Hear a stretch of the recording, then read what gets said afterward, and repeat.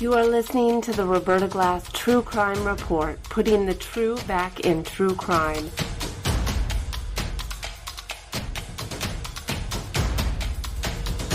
From New York City, Roberta Glass is now on the record.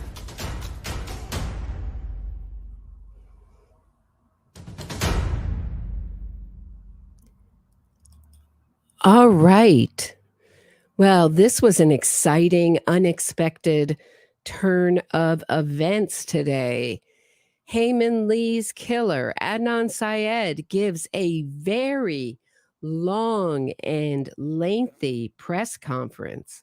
Holy cow, in an hour and 50 minutes. And he is accusing everyone, left and right, if I'm understanding correctly. And a lot of this I will be watching for the first time because I had to get ready for this show. But I did see some of it, and it seems like he's accusing everyone who put him away, kept him away, reversed his fortune of being not only insensitive to his victimhood. He calls himself and his family a victim, but they are also participating in, I don't know if I think he's just saying they're all sort of corrupt. That was my impression, and they were all breaking the law and changing their stories, which is so funny because immediately when I heard that Adnan Syed had a press conference, I thought, great. He's finally recovered his memory after all these years. He's finally going to tell us what he was doing on the day Hae Min Lee was murdered. Nope. And I think a lot of this has to do with the prosecutor's podcast. And convincing everyone else convincing a lot of people that Adnan Syed is the person responsible for Hae Min Lee's murder, and he's legally the person responsible. So I don't think that's a wild position, but in today's wrongful conviction loving America, that is being bold and brave to say a convicted killer is the one responsible for the crime. I'm going to take a quick break. We're going to look at Adnan Syed's very long press conference when we get back. It's something, and I hope you can all keep me calm and not triggered. All right, stay tuned. If you are enjoying this episode of my True Crime Report, please hit the thumbs up, subscribe to the channel, and share this episode. Get access to exclusive podcasts and other bonus content by becoming a patron today. If you have a question or comment for me, shoot me a super chat and I'll do my best to answer it and read it on air. Thanks so much. Now back to the show. Okay, so one of the things I picked up first off, but actually let's just play it and I'll tell you some of my impressions as we go through it, because this thing is very long and we don't want to stretch this into a 4-hour stream, or do we?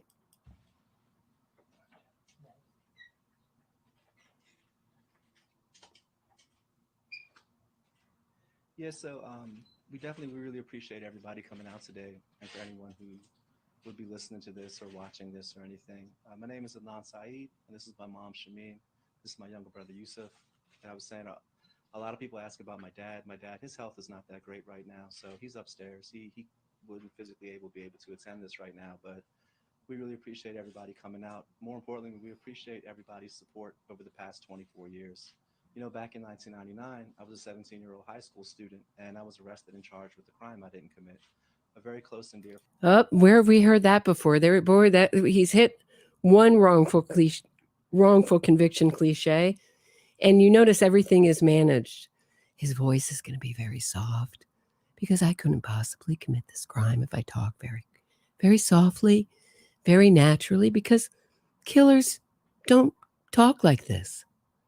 Because if I was really guilty, guys, I would still be in prison. Sure, they're working out the legal technicalities, the legal issues of the fact that I got out in extremely sus ways. So he's brought his family and he's right off the bat hitting the key talking points. Wrongfully convicted. I'm a victim. We've suffered. Here's my family. And my dad is dying. And, of course you're human. We're all, you're going to feel badly. And this is a vie for public sympathy. A friend of mine named Hae Lee, she was murdered, and I was ultimately charged and taken to trial and wrongfully convicted of that crime. And I would go on to I was sentenced to life in prison, and I would spend the next almost 24 years in prison. And it wasn't until recently, 1 year ago today, that I was actually released. So for my mom and for my brother and my dad, we just always wanted to say thank you to every single person who's always just expressed support and encouragement and showed kindness. So he's going to remember back to the day when he was I would say wrongfully released. And because that's something Americans just find irresistible, seeing a man released from prison, because we love freedom in this country. And 24 years is a long time to do. And I think what he's appealing to here is he's saying, even for those of you who think I did do it, I'm reminded, just look at the real bad guys in this story, and they're the people with power. Echoing what I've been talking about with making a murderer and convicting a murderer, that kind of, what they're pointing out too, which is the real bad people are the people in power, the system. The killers are just, I don't know, innocent, caught up in it, made a mistake. You'll hear Kim Kardashian say, don't judge these convicted killers for the worst mistake they ever made. Love to our family throughout this difficult time. Just to briefly say, I was going to go through a presentation briefly. We wanted to present two pieces of information that have recently come to light that we don't feel that the public knows about, and more importantly, the Attorney General, Mr. Anthony Brown, he doesn't know about. We know there's been a lot of coverage over this case over the years, and we appreciate the fact that so many people have come forward to investigate this case and to use their resources to find out who's responsible for Hey's murder. For all these years, not just me proving my innocence, but that's been one of our biggest goals. We respect how much Hey's family has suffered because we know how much our family has suffered. And this is where I get extremely triggered, where he compares himself to Hae Min Lee's family. You are still alive, Adnan Syed. Hae Min Lee is not, thanks to you. You have no idea the depth of suffering victims' families go through.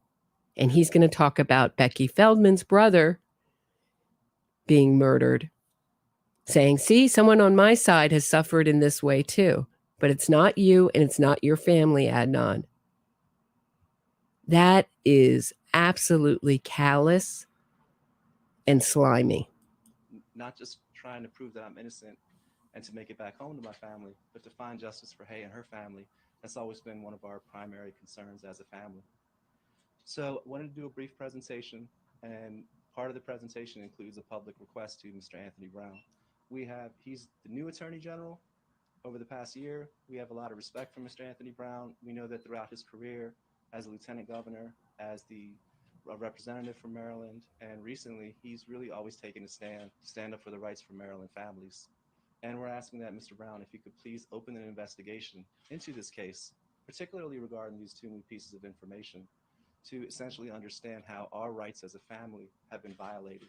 And we're really just asking for his assistance in this matter. Okay, so that'll give you an idea. If he's speaking well of the Attorney General, that would make me think, I don't know a lot about him, would make me think that has supported what more of what I'd call this innocence fraud grift with other cases, and he's going right to Brown for help, and he's saying his family's rights have been violated. Boy, if this is not some Darvo, deny, attack, reverse victim offender technique in action here, I don't know what is. But you can see how he was popular in high school. Just like what my dad said, very charming, right? Charm is the enemy of characters, what my dad always used to say. So I wanted to do a brief presentation, and then I'll take questions afterwards. And I apologize in advance. The presentation is kind of lengthy. The reason why it's lengthy is because we wanted to actually use documentation, whether it was court documentation as transcripts, or if it was letters back and forth to the judge, or if it was affidavits. We wanted to present the actual documents so people could see for themselves and they could make their own determination. So again, I appreciate everybody being patient. So this really this image just really made me laugh just really quickly. So he's been working at Georgetown with another formerly convicted killer that I've talked about on this channel. The link is in this episode's description. Marty Tankleff, he teaches at Georgetown. He got Adnan Syed on staff there. So they have two formerly convicted, well, actually now Adnan is a convicted killer, but he's just out. It's just like this weird situation where he's like walking around. But he's been hanging out with some really heavy, what I'd call innocence fraud grifters, some real scammers. And he thinks now that I wouldn't be surprised if he can maneuver enough to get his conviction vacated. And I don't really want to interrupt this and show a picture of Marty Tankleff, but I will sometime during this, maybe after a break. He might go follow in Marty Tankleff's footsteps and become a lawyer and get other people out of prison. It reminds me of Breaking Bad. You want a criminal lawyer. No, a lawyer who's a criminal. And I would put Marty Tankleff and Adnan Syed in that category.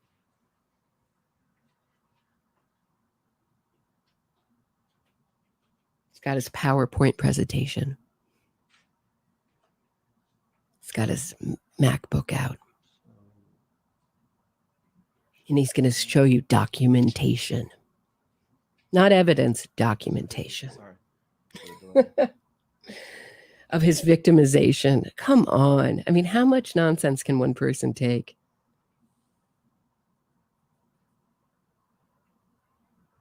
So one of the first things we wanted to talk about was regards to the fact that over the past 24 years, while I was released last year, and the Baltimore City Circuit Court Judge, Melissa Finn, she vacated my conviction, issuing an opinion finding that due to a Brady violation in my case, I was denied a fair trial.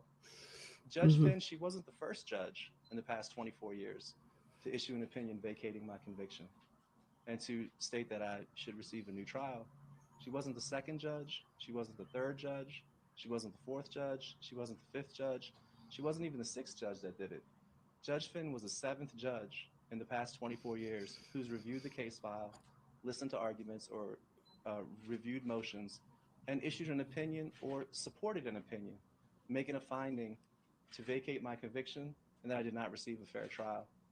So the very first time that it happened was in 2016, and it was Judge Welch.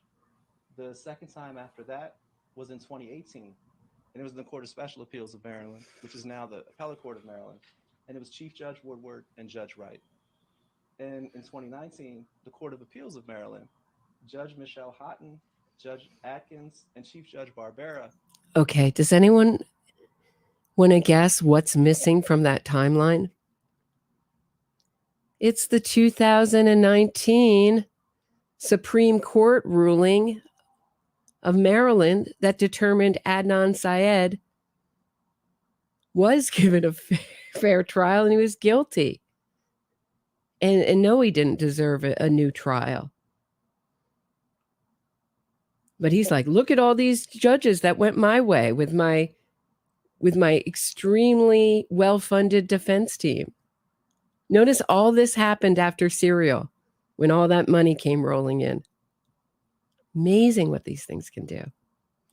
Judge Houghton had written a dissent opinion, and in this opinion, the Chief Judge and Judge Atkins had joined her in making a finding that my conviction should have been vacated because I did not receive a fair trial. And then come to 2022, where in the Baltimore City Circuit Court, Judge Finn, she made a finding. So just to kind of like say it off the top, is that Judge Finn is not the only judge who's made a finding to vacate my conviction. It's actually happened with 7 different judges who've issued these opinions.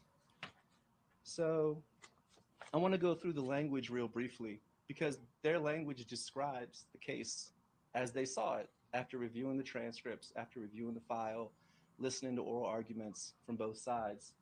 And if you look, and I just highlighted some portions, but these comments come from their actual opinions. So these are their exact words.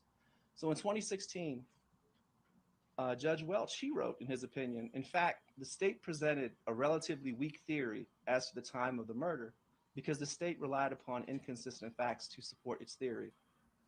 In the Court of Special Appeals of Maryland. You're not going to be quoting from any of the opinions that didn't go your way? Just these highlighted, and he just keeps saying 24 years, 24 years. Unfair trial. Look at how he's punching those ideas out there. It's like, if I say it enough, it will make it true. 2018, Judge Woodward, he wrote, and he was joined by Judge Wright, in stating that with little forensic evidence, the case was largely dependent on witness testimony. And testimony of these witnesses often conflicted with the state's corroborating evidence, i.e. the cell phone records and the cell tower location testimony by the expert, Abe Aronowitz. And he continues, Wild's own testimony conflicted with the state's timeline of the murder. No eyewitness testimony placed Syed and Heyy together leaving school or at the Best Buy parking lot. And at trial, the state adduced no direct evidence of the identity of the person who killed Heyy.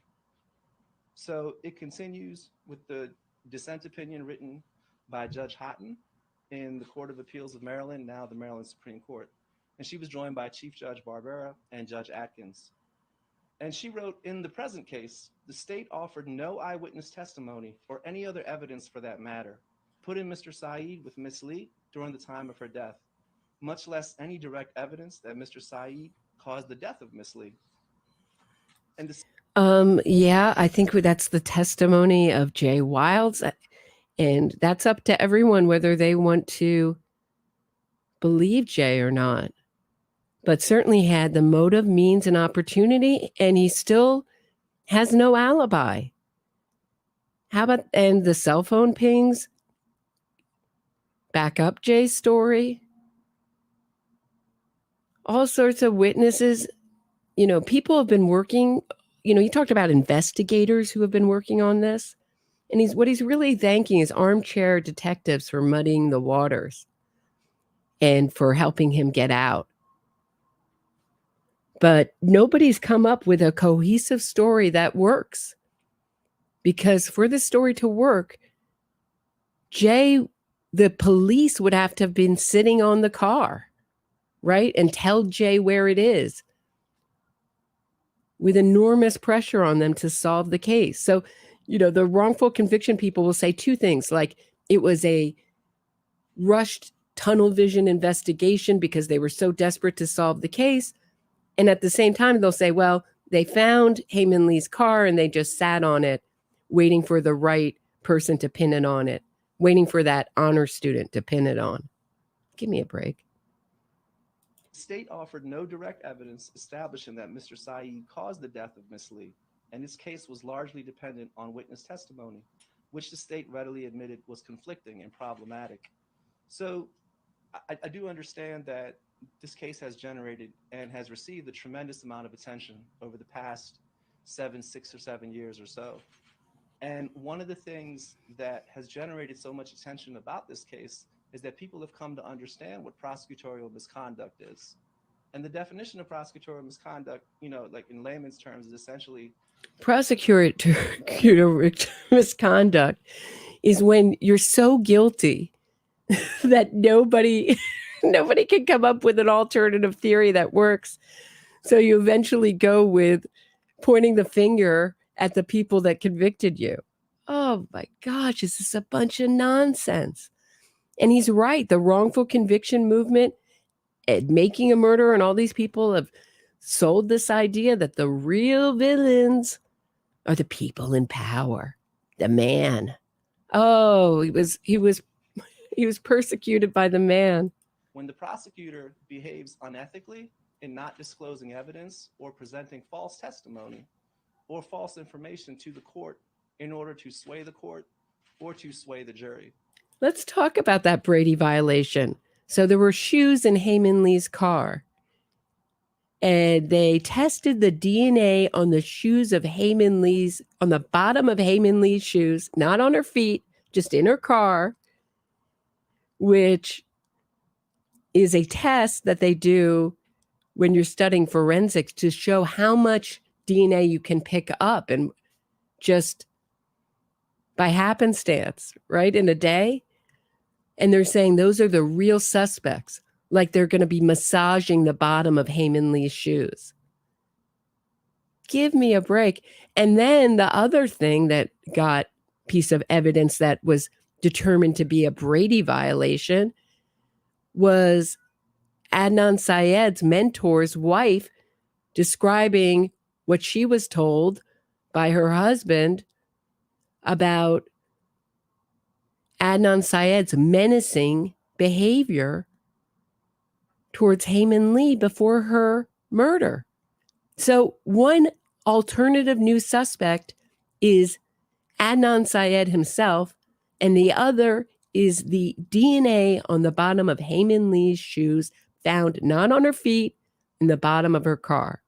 So apparently we're looking for a foot fetishist here who's going to just rub his hands all over the bottom of the soles of her shoes. So many people have learned about prosecutorial misconduct through studying this case and understanding everything that happened. So I just want to briefly talk about the history of prosecutorial misconduct in this case. So it began in the very beginning. So one of the very first hearings that any defendant in America will go to, they'll go to what's known as a bail hearing. So initially the process is a person will be indicted, then there's an arraignment, and the bail hearing is where any and every defendant has an opportunity to convince the court that they are not a risk to be returned to society in order to prepare for their trial. So it's the very first hearing.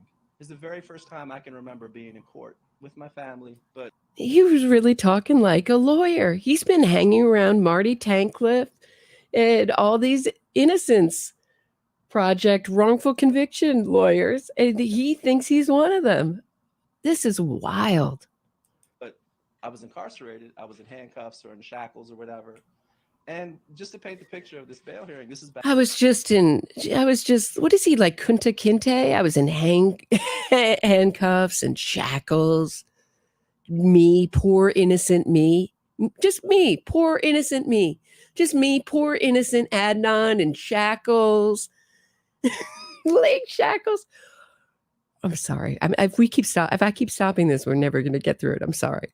Back in 1999, I'm a 17-year-old kid. My mom, my dad is there. My older brother's there. And we were fortunate to have the support of our community. And when I say our community, we belong to a local Muslim community that has hundreds, if not thousands, of families. At the time, it was smaller. But we were so fortunate that so many members of this community, they came to this bail hearing in support of my family. They believed that I was innocent. And they didn't just attend, but they were willing to donate financial resources to pay for bail. And they were also willing to lie and say they saw me at the mosque that night. I think it was over 100 people signed, were willing to sign an affidavit that sworn affidavit that Adnan Syed was at the mosque the night Hae Min Lee was killed. They were all prepared to give him an alibi. Then they were like, no thanks. When they found out more, right? When they realized that wasn't going to fly. Crazy. They were willing to lie for him. He's like, they gave me so much money So he got so much money from the Muslim community, and then Serial came and he raised just ton of money. My family, we're not people who have a lot of means or money. And several of these families actually offered to put their own houses up as collateral. And this is all documented if someone was to go through the bail transcript. So now we're supposed to think that Adnan Syed was a poor defendant. Gutierrez was basically Baltimore's answer to the Eric Menendez's lawyer, Leslie Abramson. Flashy, flamboyant, expensive, tough. So this is to kind of paint the picture of what was going on at this bail hearing. So it was the first time in court. And the prosecutor at the time, her name was Vicky Walsh. So I just want to read off this part right here. So at the bail hearing in 1999, State's Attorney Vicky Walsh, she made prejudicial arguments about me being a flight risk because of my Pakistani descent. Additional arguments were made that the support of this community meant that I had access to people and resources which would help me flee the country. Prosecutor Walsh argued to the court that a State Department official told her there was a pattern of young Pakistani men committing murder and fleeing the country. The judge would ultimately deny me bail. So subsequently, my attorney contacted that State Department official and forwarded a transcript of the bail hearing. And shortly afterwards, the prosecutor, Ms. Walsh, she wrote a letter to the court admitting that the official did not say those things to her, and she was removed from the case. And Judge Welch would go on in 2016 to describe those remarks as both xenophobic and egregious in nature. So like I said, I want to present the actual transcript of what she said so you can see it for yourself. So this is the bail hearing from March 31st, 1999. And it begins, the highlighted portion. This is Ms. Vicky Walsh speaking. Your Honor, I spoke with Mr. Larry Marshall. He is from the Office of International Affairs, which is a segment of the Justice Department. He is a senior legal advisor there.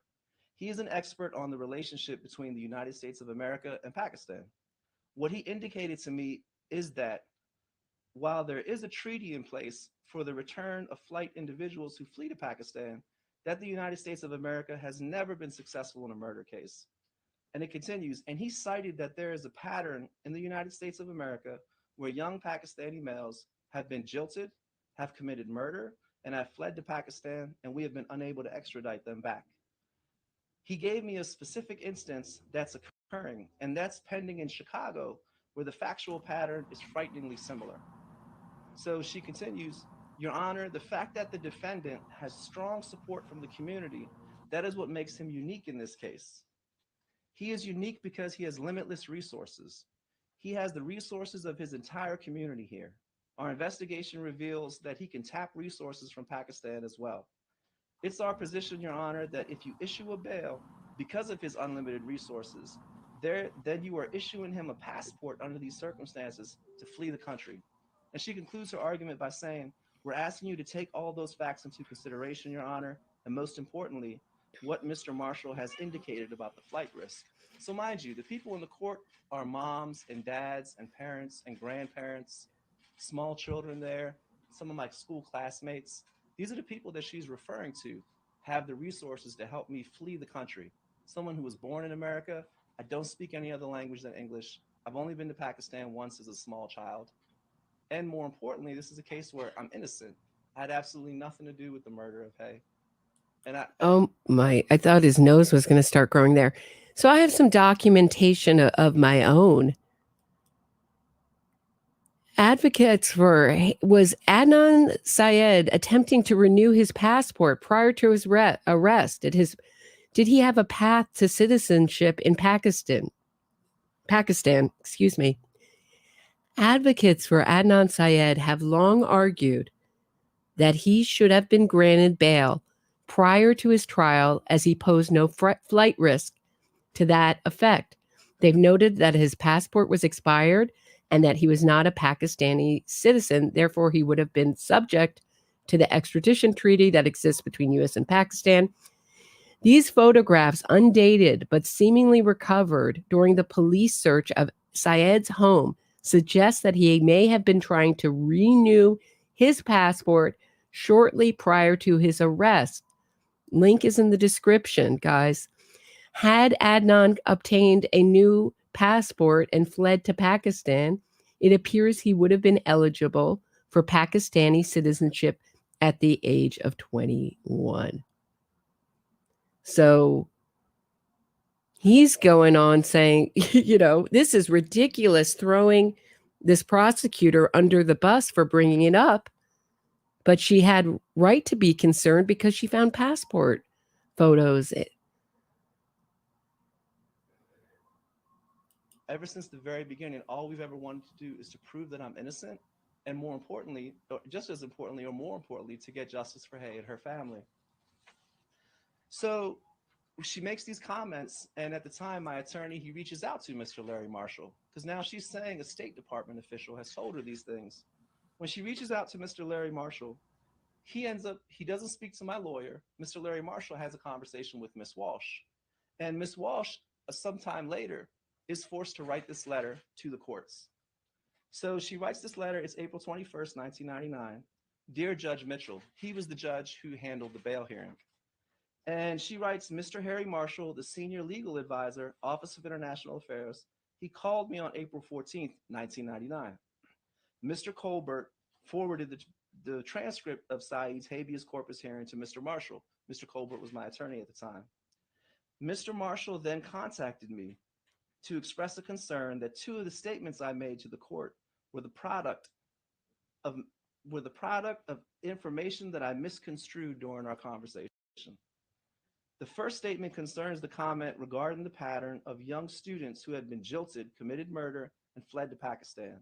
Mr. Marshall advises there is not a pattern. The second comment involves the reference to the pending Chicago case. That case parallels Syed's case, only that it involves a Pakistani man charged with murder. So she has to completely, essentially recant what she said. And the idea that she misconstrued this, I think a lot of people know that that's not an accurate description of what happened. Oh my gosh, is this not a bunch of nonsense? So he's a victim of the justice system. He's a victim of Islamophobia. His family's suffering. He's innocent. And he seems to be confused and think that he deserves the presumption of innocence now that he's a convicted killer.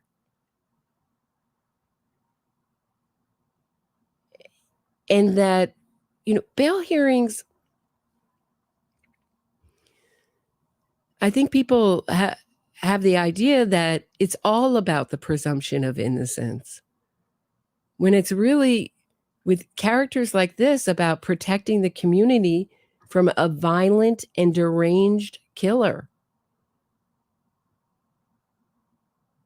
And I'm not sure that Adnan Syed will reoffend in this way. I've always thought if he gets out, he'll do some kind of financial fraud crime, something a little different, go into a different department of criminality. But, basically we've never heard Adnan Syed talk at any length before. And here he is, Adnan Cochran. He's the reincarnated version of Johnny Cochran, and he's going to put his side of the story out there, not in the courtroom. He wants to do it in the court of public opinion. And Judge Welch, he would talk about this in 2016. So 17 years later, Judge Welch would comment on this. And Judge Welch, in an opinion he issued, he would write in a footnote. Judge Welch, the simp for Adnan Syed. It sounds like from these clips. I have, it's been a while since I've refreshed myself with all these decisions. The circuit court finds that petitioner's March 31st, 1999 bail hearing was fundamentally flawed by the state's argument, which was xenophobic and a gendered cultural stereotype of Pakistani men. That such an argument was made without any basis in fact and potentially considered by the judicial officer in determining flight risk is so egregious that it negates the circuit court giving the bail decision any weight in this matter. So I bring this up to say this. Miss Walsh, she makes this false argument and one could argue it's a pretty deliberate argument. And when this information comes to light that it was a false argument, I'm in jail. The impact of her false argument. So, just forget about the fact that I'm a convicted killer, convicted of murdering my ex-girlfriend, Hae Min Lee, who was a remarkable woman. So beloved, talented, smart. Forget that. The real criminals are these people in power. And so there's also an element of revenge here. So so he's talking about, oh, it's so long because, I got a lot to say. No, it's so long because I've been waiting to get my revenge. And Marty Tankleff did the same thing. I'd love to know. These guys have to be hanging tight. Marty Tankleff did the same thing when he got out. Looked for legal avenues to get revenge on everyone who put him away. And that's what we're looking at here, as well as a Hail Mary pass. I think he's very nervous about this upcoming court decision, because should they decide that a court has to look and really examine the evidence that it got him out, because this judge that got him out met in secret with basically what is the equivalent of 2 defense teams all caring about Adnan Syed and no one there representing the people or Hae Min Lee's family. I mean, sure, there was Steve Kelly, but he didn't show up till Monday. I'm talking about the in-camera meeting on a Friday that they had, meaning in camera is the opposite of how it sounds. Sorry if I'm repeating, for those who are frequent listeners, I'm sorry if I'm repeating myself. It is a meeting in secret with no court reporter. It's not recorded. There's no record of what was said. No one knows what was said. And that's the thing that overturned Adnan Syed's conviction, the vacation of his conviction. Sorry, it's a little bit of a tongue twister there. Was never corrected. The judge took this into consideration. He issues his decision as bail. Once it comes out, there's no accountability. Nothing changes. I'm still in jail waiting for trial. And what ends up happening is that Miss Walsh is then removed from the case. So from the very beginning of my case, from the very outset, prosecutorial misconduct was present. And the reason why I'm presenting these documents again is so that people can see it for themselves. So Miss Walsh was replaced in the case, and she was replaced by 2 additional prosecutors, Mr. Kevin Urick and Miss Kathleen Murphy. So they were both assistant state's attorneys at the time. So these 2... Look at his family there. See, his mom is these mothers of killers, they just can't deal with the shame. They will join in the most ridiculous innocence campaign to avoid the shame of admitting that their son is a killer. Public shame is too much. And his brother,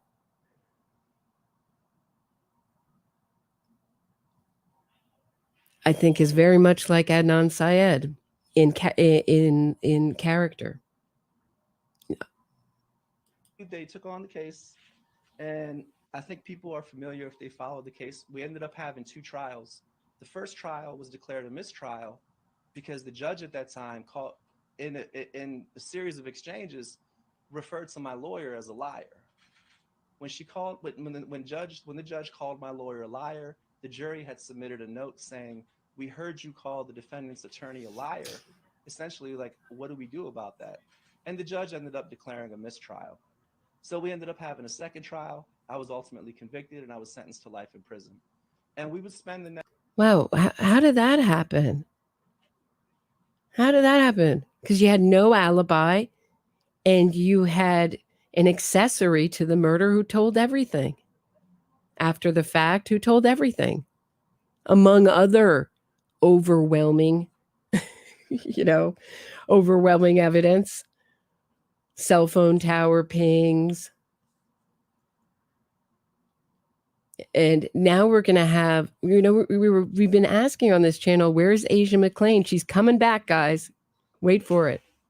And he makes a slip here. It's interesting. Wait for it.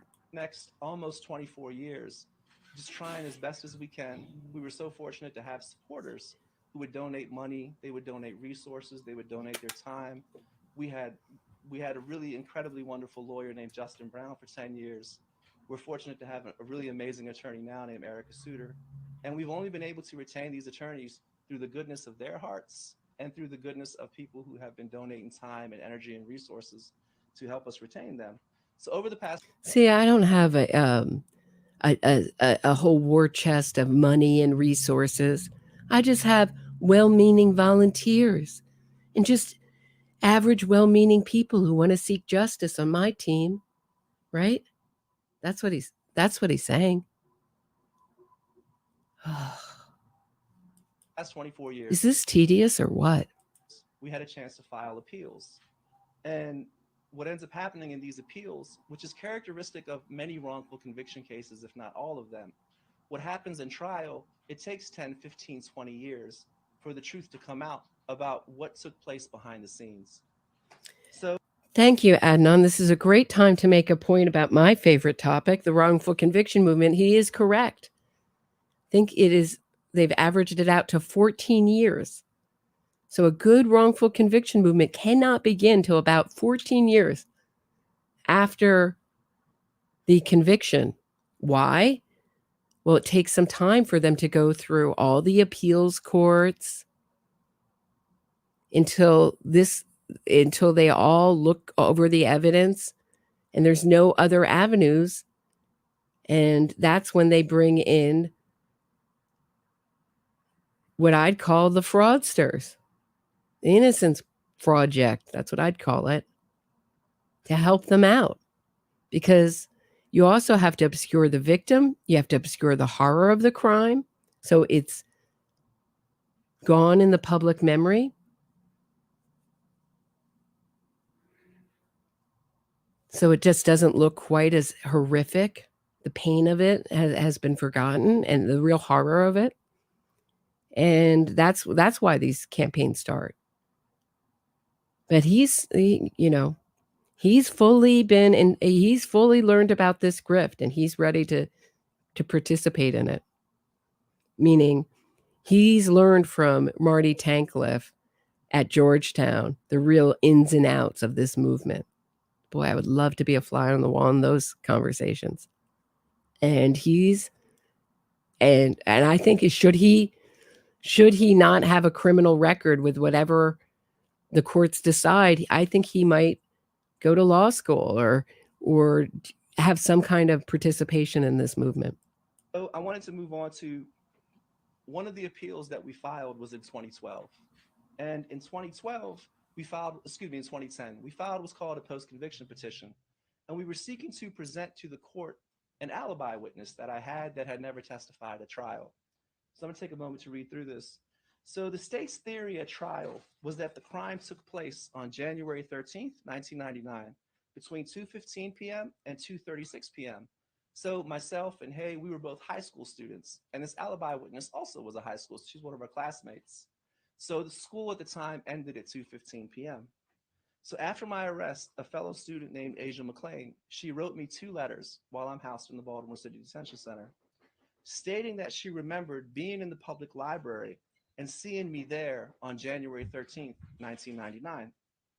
So my trial attorney at the time, she never contacted Asia McClain. I had given her the information, and for whatever reason, she had never contacted Asia McClain.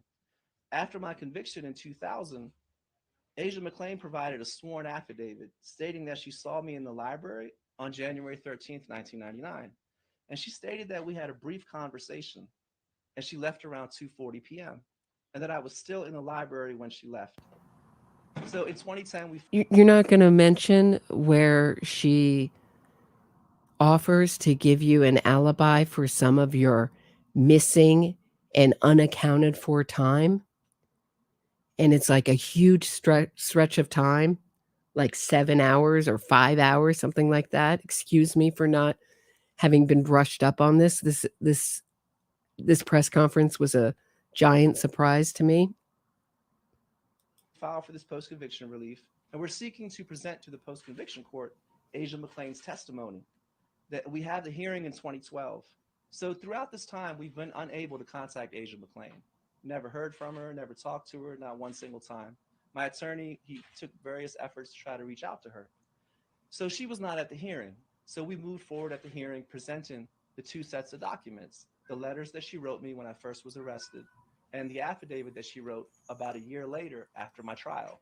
So it's important to remember those are two separate documents. So when we get to the hearing. So yeah, right here, I think this does have to deal with the prosecutor podcast.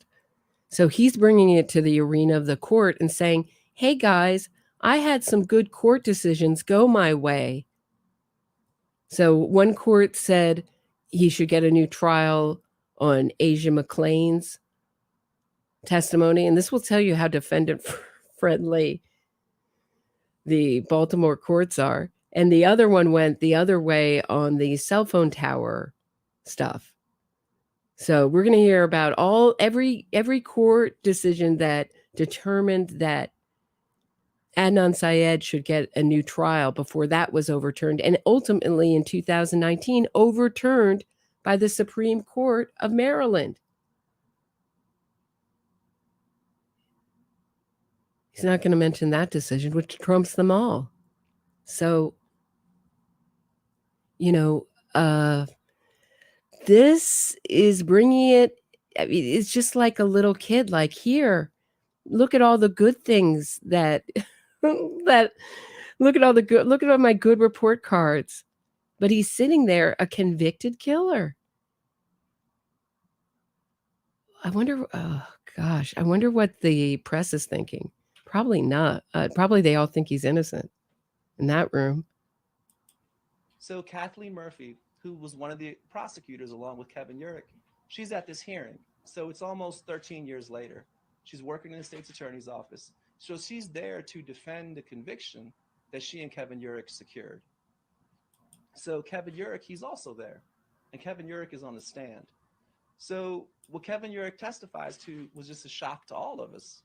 Kevin Urick testified that Asia McClain had contacted him and said that she felt pressured by my family to write the affidavit that she had written back in 2000.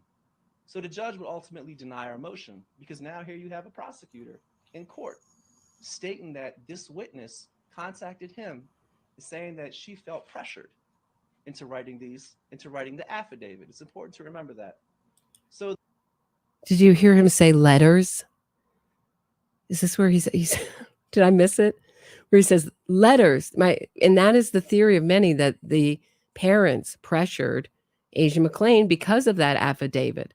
He's like, she said that my family pressured her to write those letters. Affidavit. Nice slip there, Adnan. But the affidavit's basically saying the same thing. I felt pressure. And those letters are extremely sus when you look at them.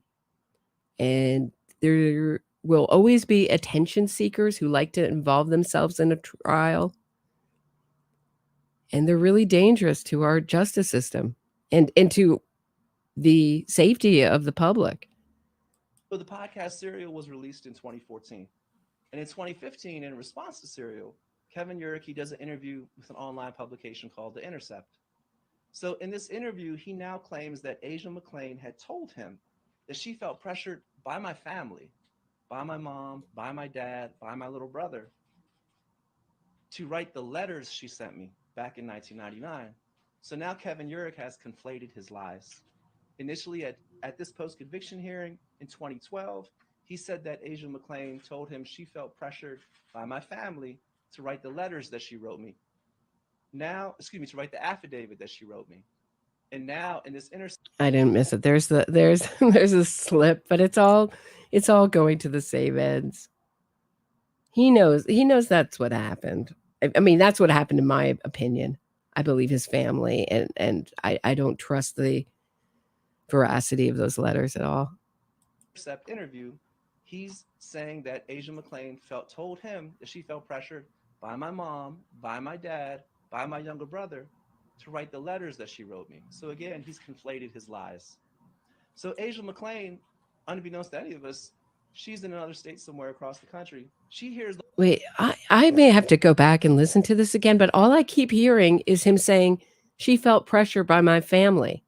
See, he lied here. He said she felt pressure by my family. What was the thing that I missed? Let me know in the comments what I missed. Because all I keep hearing him is saying the same thing. And he's angry at The Intercept. I mean, which was the one piece of media, or one or two pieces of mainstream media with a slightly larger platform, arguing Adnan was guilty. At that time, it was me, Dwyer on Crime on YouTube, who did a few, but I think and a couple more podcasts, like one or two other small podcasts, and Sword and Scale, that were out there saying Adnan Syed is guilty. That's it. And boy, did we get the pushback. Told we were horrible people. So glad we don't have to go. You're not on a jury. You would be the type of person to kill Emmett Till. I mean, really out there, crazy stuff. The audio of Kevin Urick. She listens to Serial, and for the first time ever, she hears the audio of Kevin Urick testifying falsely about their conversation. So she retains an attorney on her own, and she submits an affidavit to the court.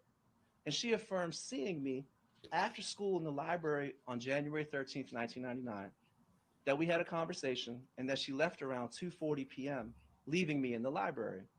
And she also stated that Kevin Urick discouraged her from attending the 2012 post-conviction hearing. So she describes their conversation.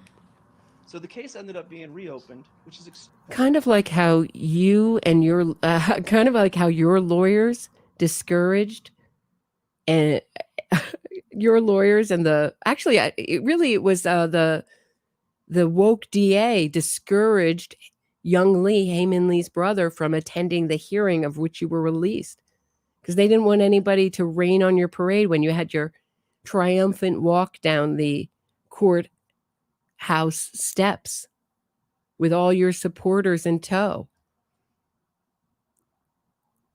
What a bunch of really, I mean, you can see how much he can lie with ease.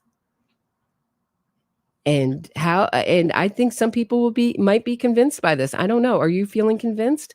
I'm not the right audience for this. Extremely rare. And you can ask any defense attorney or anyone who follows cases. It's extremely rare for an appellate court to reopen a case so far into a person's conviction. So the case is reopened, and Asia McClain is allowed to testify, and she testifies at length. Many of you may or may not have seen it or have been there. And this is subsequent to her testimony, opinions were issued by different judges in 2018 and in 2019 that found her testimony both credible and significant enough to warrant my conviction being vacated. So I want to go briefly through exactly what Kevin Urick said. So this is from the 2012 post-conviction hearing. This is actual trial transcript. So the person asking the questions is Miss Murphy. The person on the stand is Kevin Urick. So Miss Murphy asked Kevin Urick, Mr. Urick, how did you learn that the defendant had filed this petition? And Kevin Urick answers, a young lady named Asia called me. Next, Miss Murphy asks him, and what did she say? And Kevin Urick responds, she was concerned because she was being asked questions about an affidavit she had written back at the time of the trial. She told me she had only written it because she was getting pressure from the family. And she basically wrote it to please them and to get them off her back. So this is his trial. This is this post-conviction. Wait, that does not make. So is he saying that Hae Min Lee's family pressured her now? That Urick wasn't basically saying that she felt pressure, describing what's in the affidavit? He's just taking like a loophole, some vague language, and running with it and saying, see, they really meant Hae Min Lee's family, not my family who was okay with getting the whole mosque to lie for me and give me an alibi, right? What? I mean, they love to do this. The people in this movement, I've seen it more times than I can count, where they accuse people of having done, especially people who put them away, of having done what they've done themselves in this case. conviction testimony. Now we move to the interview he does with The Intercept. This is in response to Serial. So Kevin Urick is being asked a question by the reporter.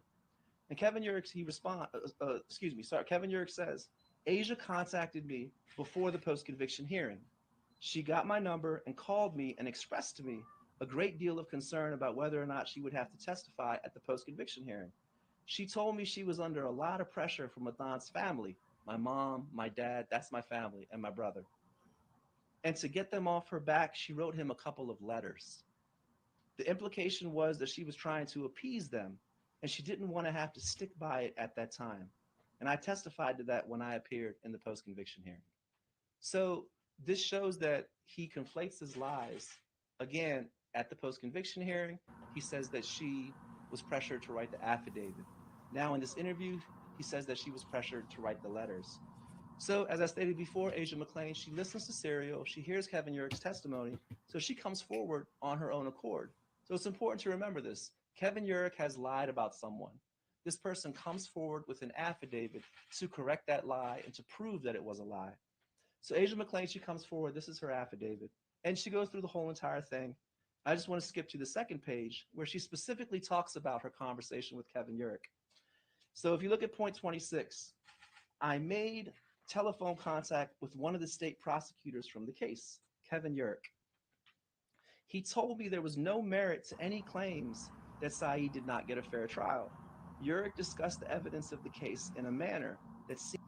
And what a strange turn of events that Urick would say the same thing that the Supreme Court of Maryland would say.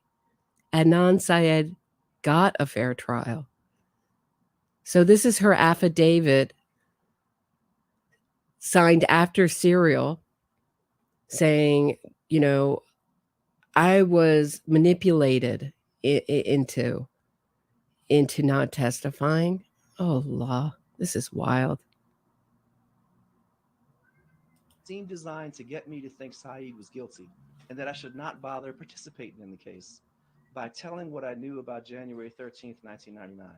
Urick convinced me into believing that I should not participate in any ongoing proceedings. I just want to repeat that one part. Urick convinced me into believing that I should not participate in any ongoing proceedings. Maybe he didn't want you to commit perjury.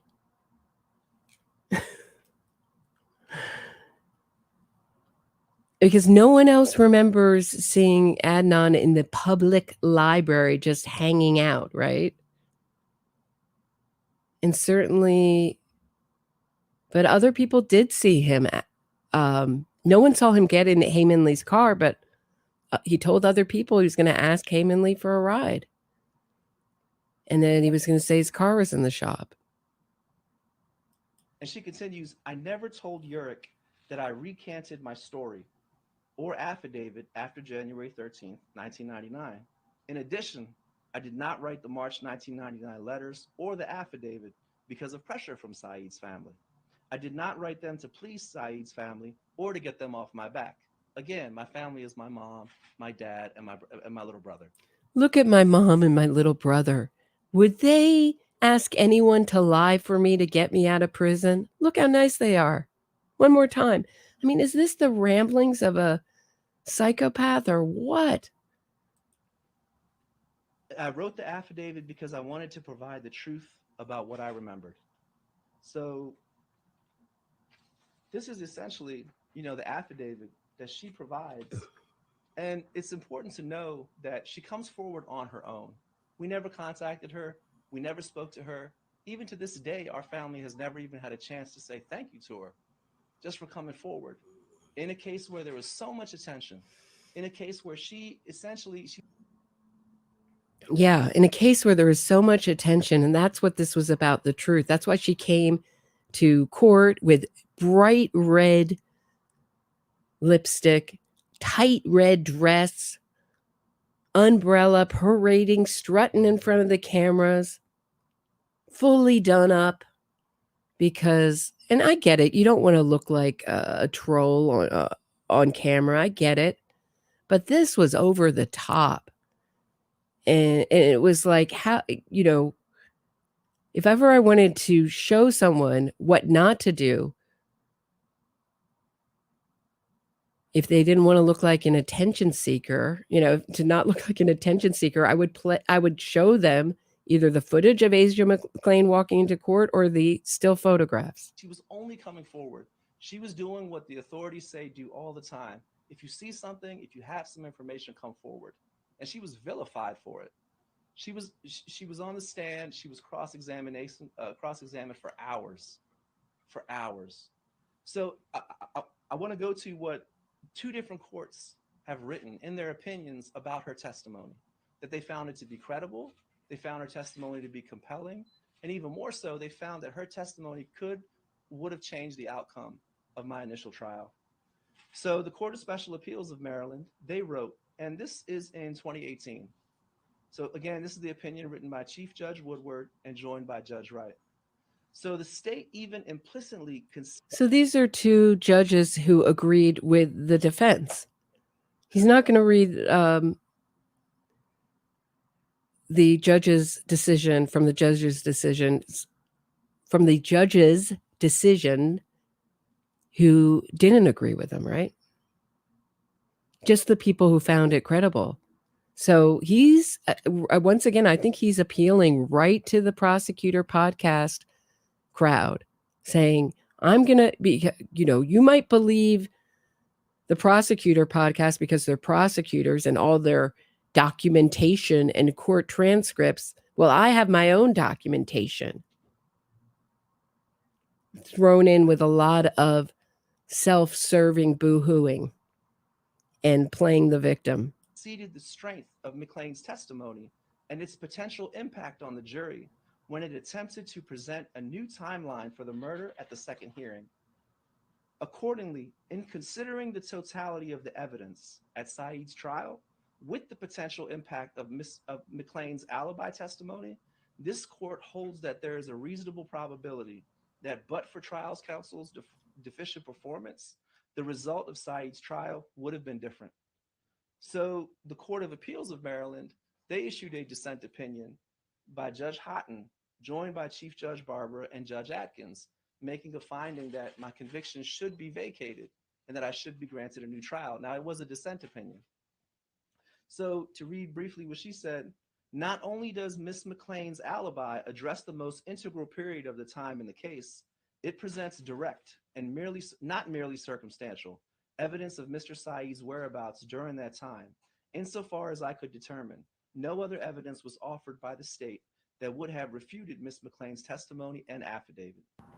The state offered no direct evidence establishing that Mr. Syed caused the death of Ms. Isn't this weird? Here he has to read from judges' decisions because he still won't commit to where he was. So the judges they think I was here. I don't know where I was. I'm still suffering from amnesia. I still haven't gotten my memory back, guys. But these 2 judges think that Asia McClain's testimony was truthful and believable. It has nothing to do with the giant mass of people who were convinced that I was wrongfully convicted by serial. Strange how that happened for such an unbiased, balanced podcast that the majority of people who listened to it thought that Adnan Syed was wrongfully convicted. How did that happen? Ms. Lee. And the case was largely dependent on witness testimony, which the state readily admitted was conflicting and problematic. On the other hand, Ms. McClain's alibi testimony would have been direct evidence from a disinterested witness that Mr. Syed was not in the same location as Ms. Lee at the time of her death. And she finishes, McClain's testimony, if believed by the trier of fact, would have made it impossible for Mr. Syed to have murdered Ms. Lee. So this is just the first example. See, if, isn't that, I just can't get over that now we're back. Asia McClain had left the building. Now she's back. This is just wild. I have to give a little kudos to Hae Min Lee's killer for not taking a sip of water and for talking all this time. I'm going to take a short break. and meet you on the other side of the break, and we'll continue this because there's only so much nonsense I can take at one time. I need a little breather, lest I spontaneously explode watching this. This is a unmonetized video, guys. Please like, share. If you have questions or comments to me, please send me a super chat or a super sticker. It's a great way to support the show. See you on the other side of the break. If you are enjoying this episode of my True Crime Report, please hit the thumbs up, subscribe to the channel, and share this episode. Get access to exclusive podcasts and other bonus content by becoming a patron today. If you have a question or comment for me, shoot me a super chat and I'll do my best to answer it and read it on air. Thanks so much. Now back to the show. That didn't feel nearly long enough. Can you imagine how many other press conferences are this long? You know, is it common for press conferences to be lengthy like this? I guess maybe when they, but even, I was thinking of when they captured like the Golden State Killer.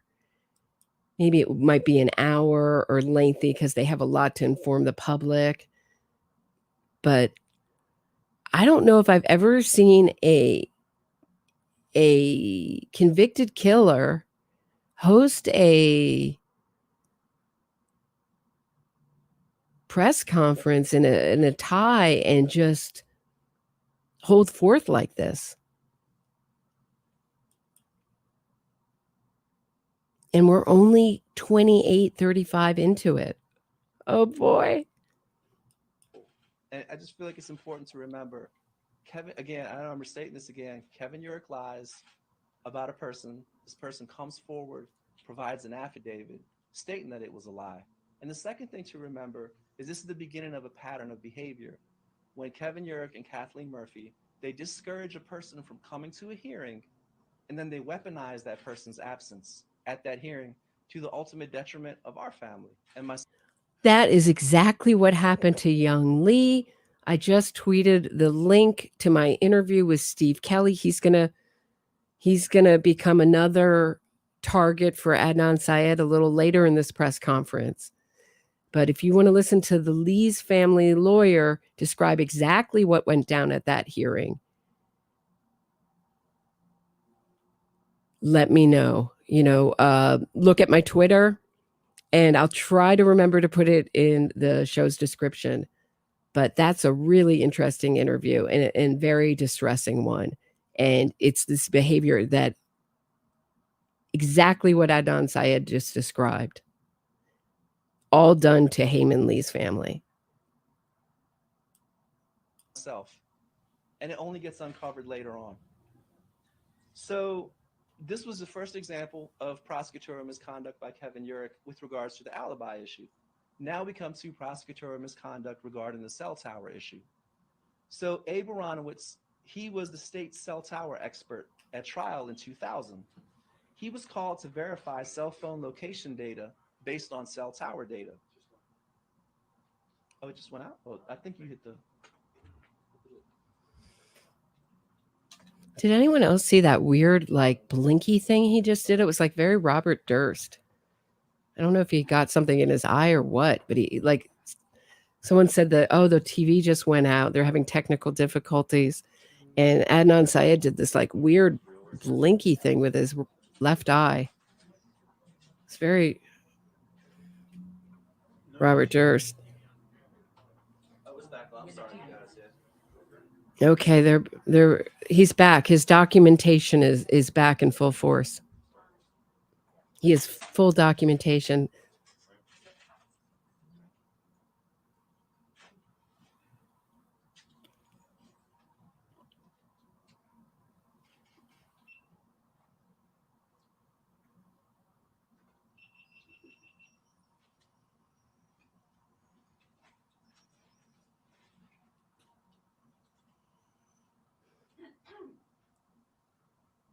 All right. let me just thank you very much, Kat. Appreciate it. While they're having technical difficulties, appreciate the support. Like I said, this is an unmonetized stream, and I really appreciate it. And a long one for what? For what? And a pain. Well, how are you guys feeling watching this? I find this painful and offensive, and I can't even imagine how young Lee is feeling. And I hope he's not watching this.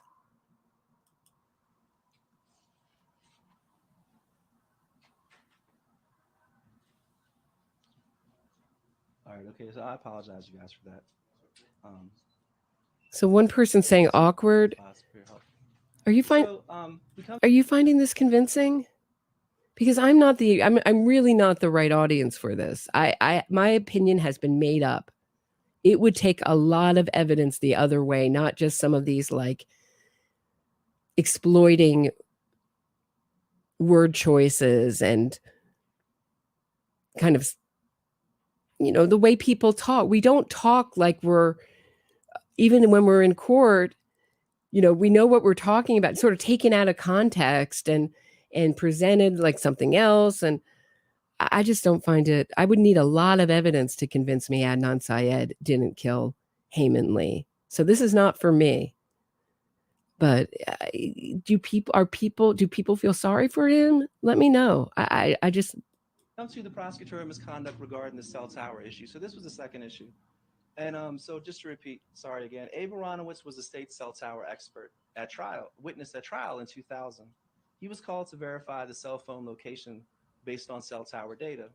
So Kevin Urich, he withheld a very important piece of evidence from Mr. Aronowitz, a cover sheet from AT&T which contained a disclaimer that incoming calls were not reliable for location. This was very critical because the state relied heavily on using incoming calls to pinpoint locations that would buttress their theory. So he's saying, forget the Supreme Court of Maryland. Forget that they determined that neither Asia McClain nor the cell phone tower sheet are enough to warrant a new trial. I want this very wrongfully conviction movement friendly attorney general to launch an investigation. Really what I think this is about is riling up his fan base, the killer's fan base, and getting them to put pressure on the AG. So he doesn't have faith that he can win this with the strength of his evidence in court. He's trying to bring in the supporters to put pressure from the outside on our courts. So in 2015, Mr. Aronowitz, he found out about the AT&T cover sheet and the disclaimer for the first time. He submitted an affidavit which stated how he should have been shown this document and that if he had seen it, it would have affected his testimony. So in 2016, Baltimore City Court Judge Welch, he issued an opinion vacating my conviction based on the cell tower issue. So I want to briefly just go through Mr. Aronowitz's affidavit. So at point number 2, he says, I was the state's expert witness with regard to cell tower technology. And just prior to my testimony in the courthouse, Urich presented me with a document. And since this appeared to have ordinary AT&T cell site data on it, I accepted it as it was presented. And to go to point 5, what Urich did not tell me or call my attention to in relation to Exhibit 31 was that AT&T had previously issued the disclaimer, stating that any incoming calls will not be considered reliable information for location. And he says, if I had been made aware of this disclaimer, it would have affected my testimony.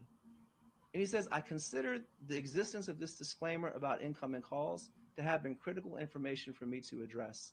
I do not know why this information was not pointed out to me. So now we have a second example. And we know that there are lies of commission. There are also lies of omission. And one of the responsibilities of a prosecutor when we talk about prosecutorial misconduct is to disclose. See, he's been hanging around the Innocence Project people. He's going to tell you what prosecutorial misconduct is all about. From a convicted killer's point of view, let's let the convicted killer school us on the meaning of prosecutorial misconduct. Disclose information not just to the defense, but to their own witnesses also, especially if it's an expert witness. An expert witness has the right and the prosecutor has the obligation to disclose all documentation, whether it benefits the state's theory or if it hurts the state's theory. It's a very critical. You notice that none of these are really strong, like strong pieces of evidence. One that's like what I'd call a loophole, a legal technicality, a wording on a spreadsheet.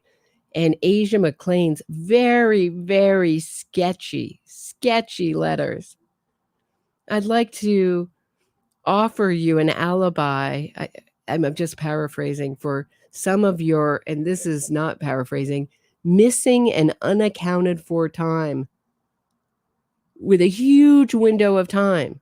So she just saw him at the library. Why is she offering to give him an alibi for a huge, enormous stretch of time? I mean, in relation to this case, obviously 4 or 5 hours is not an enormous stretch of time otherwise, but in the context of this case, she's going to say, I was with Adnan Syed the whole time.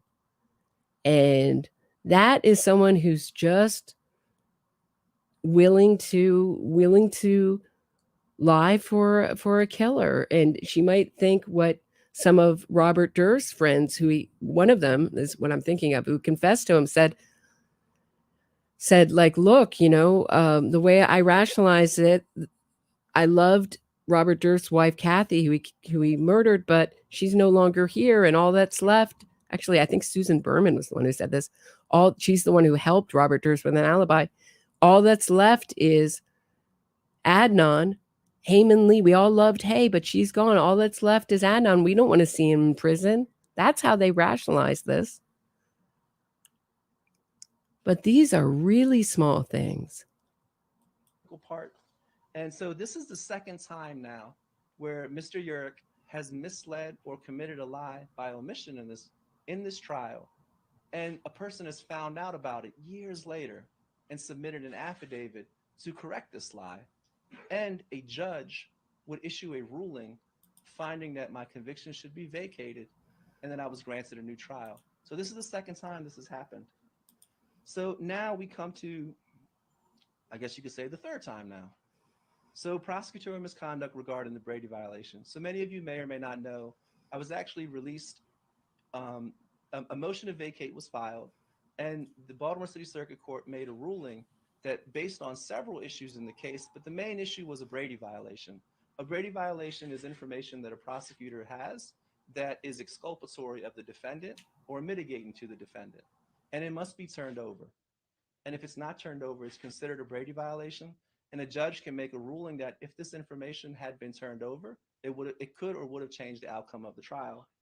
So in September of 2022, Baltimore City Circuit Court Judge Finn vacated my conviction and granted a new trial based upon a Brady violation. She determined the trial prosecutor in my case committed a Brady violation by not disclosing exculpatory material to the defense. So at issue was a note written by Kevin Urick. This note contained information that someone else had threatened to kill Heyy. And this note was never turned over to the defense in 1999, nor in the 23 years of appeals that ensued. So it's important to remember this. When Serial came out and multiple other podcasts came out and documentaries, this case generated a tremendous amount of attention. And multiple people, journalists, other attorneys, people who were just interested in this case, they cared about justice for Heyy. They wanted to know who the person or persons responsible for committing this crime. And they also they came to care about my family. They came to believe that I was innocent, or at the very least didn't have a fair trial. Really? And isn't that remarkable that they came to that conclusion when it was wildly unpopular to say that you were guilty? Serial was the biggest podcast, biggest moneymaker out there, Peabody Award winning, because America, that's where you get the awards when you talk about a wrongfully convicted killer. No Peabody Awards for rightfully convicted killer podcasts. Strangely, all these podcasts followed suit. The harassment back in the day was intense. And I don't mean to make myself look like a victim because, obviously, obviously I'm not, but it was intense. Let me tell you, it was not easy back then to say this. Now now I think it's much more of an easy argument. We're not in the throes of the serial passion. And I have read before Ken Silverstein's piece called The Intercept, Where Journalism Goes to Die, about all the harassment that he got from other journalists, including Glenn Greenwald, at The Intercept. He and Natasha Vargas Cooper, who were doing those very skeptical pieces, interviewing Jay, interviewing Urich about Serial and exposing a lot of the things that were left out. But how we know it's easier, because we see the reactions to people who've come forward recently, like the article that was in Quillette and the prosecutor's podcast. Not quite the rage and harassment, although I know that Rabia hasn't reacted well to it and she's threatened to sue. But most people just laughed at that.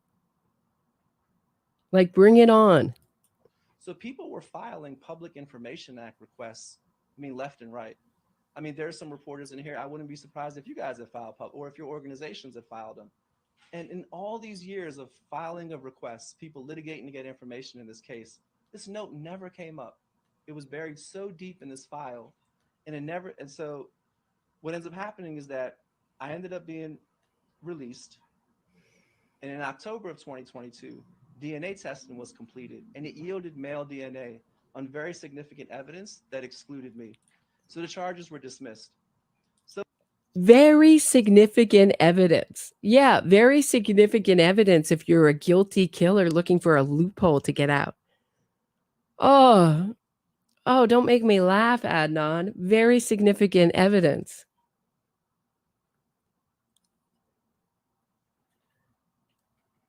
You notice how many times he said, hurt me and my family? And he's trolling Hae Min Lee's family. He's out to it wasn't enough just to kill Hae Min Lee, to fool pretty much the whole world into thinking he's innocent, become a celebrity, get rich, get a career, enjoy the blood money that came from it. He wants to re-victimize them all over again.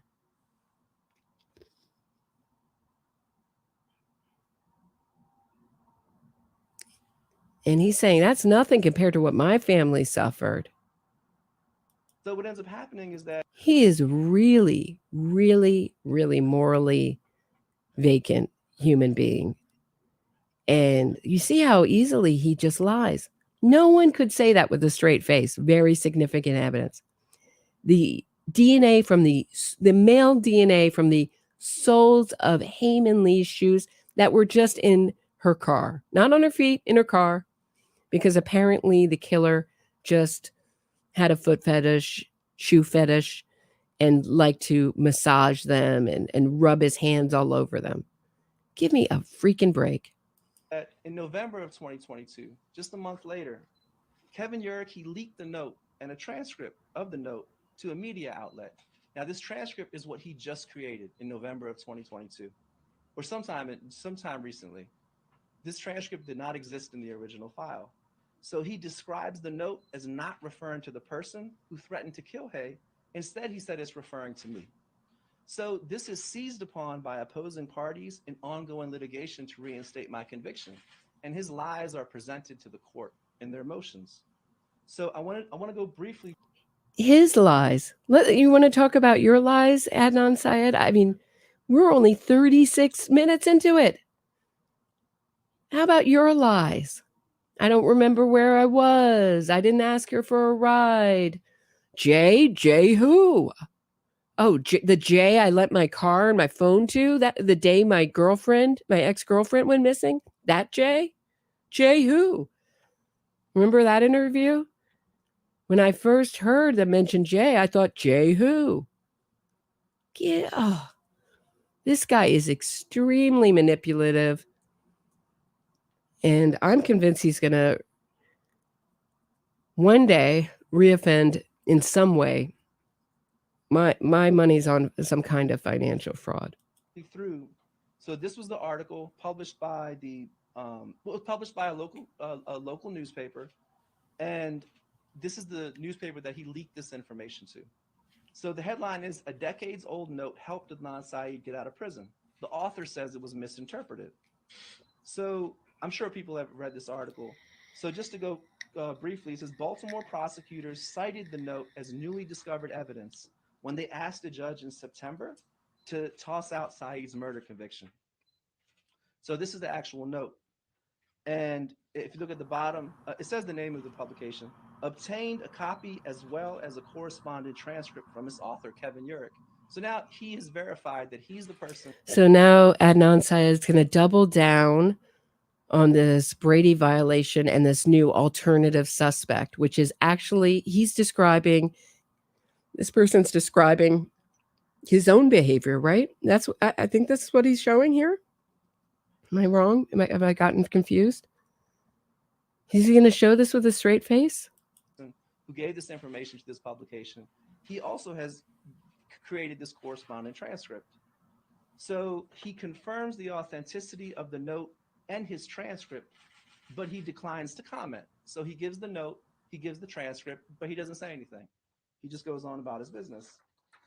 So this is the transcript that he created of a note from 23, 24 years ago.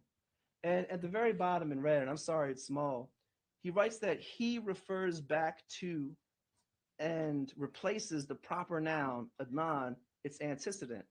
And the he is saying he told her that he would make her disappear. He would kill her.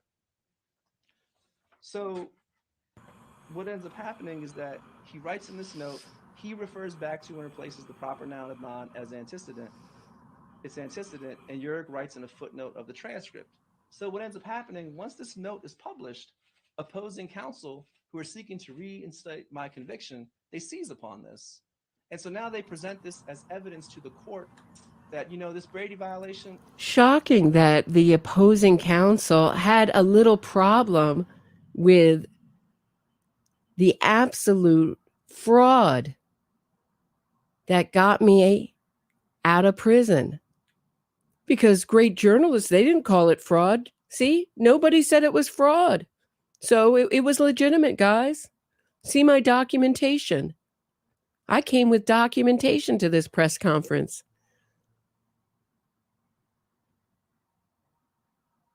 Hae Min Lee asked her teacher to hide her from Adnan Syed. She was afraid of him.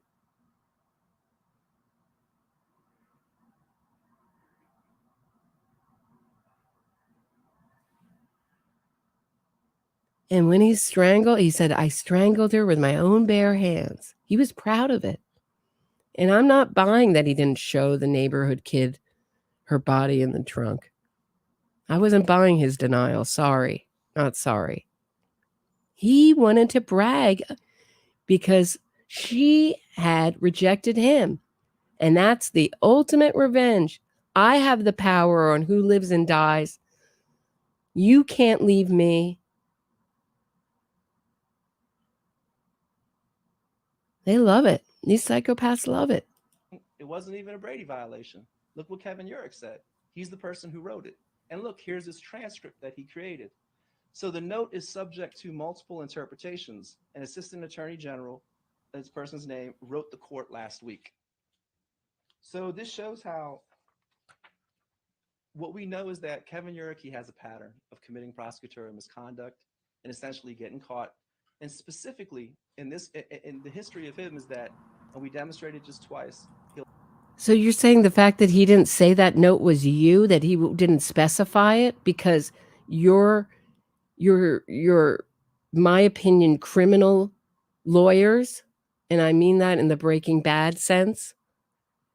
You got to get a lawyer who's a criminal, says that he never explained this note to me. Only because it was very embarrassing when that came out in the press.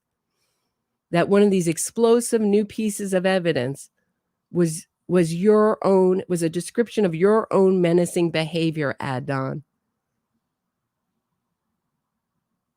And all that behavior, see Gavin de Becker, and I was trained by Gavin de Becker. All these things build. So all these behaviors build. So it may start with ripping up her stuff. But when you write, I want to kill, that's something that would absolutely be on the near the end of the checklist on someone who's about to do something like this. Kill their ex-girlfriend. He let everybody know he was going to do it. He was dreaming about doing it. He planned it out. I'm going to say my car's in the shop. I'm going to ask for a ride.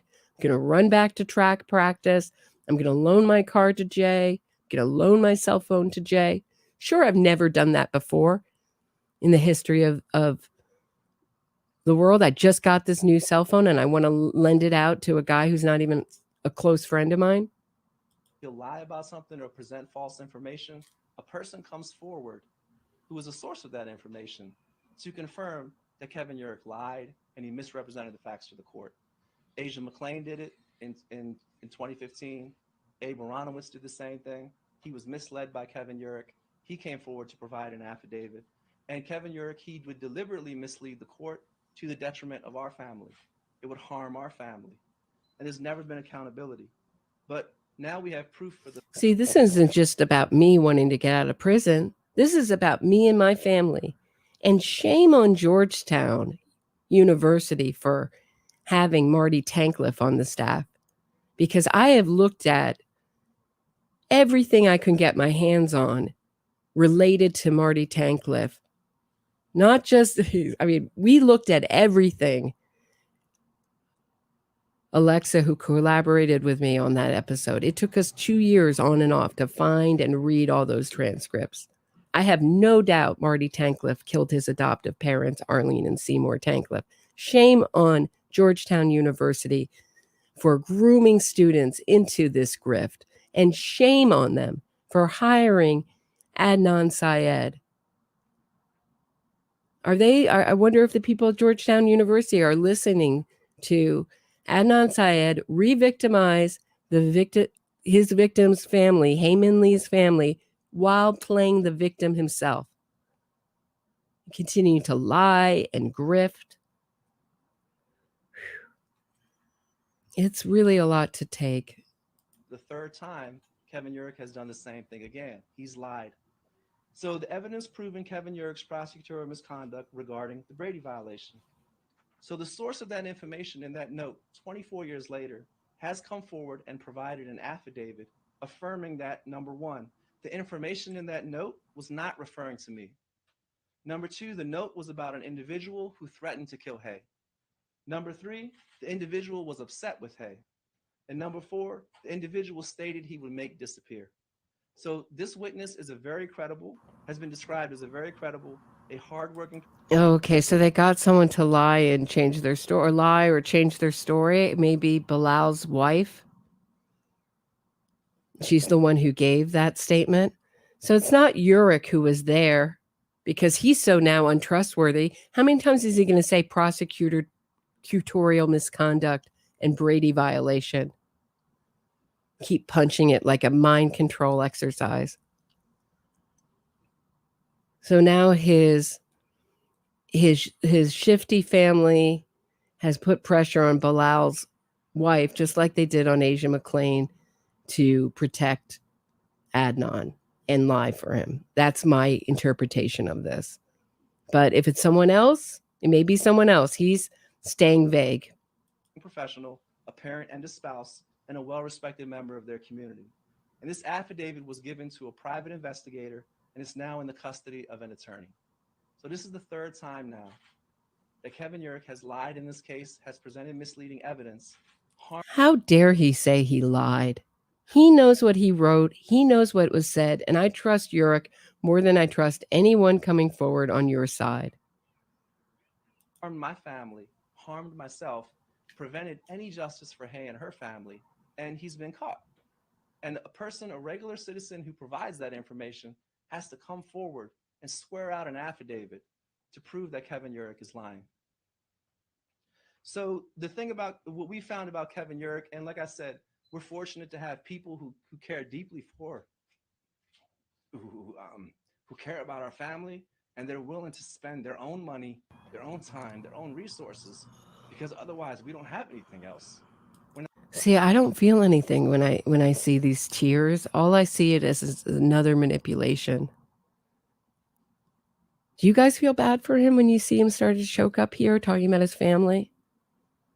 I've always seen this in him since the first time I heard Serial. He reminded me of every low-life, streetwise, grifter without a conscience. I think that might be redundant. But I've always seen this in him. And boy, is it on display here. Absolute no compassion for anyone else but Adnan. It's all about Adnan.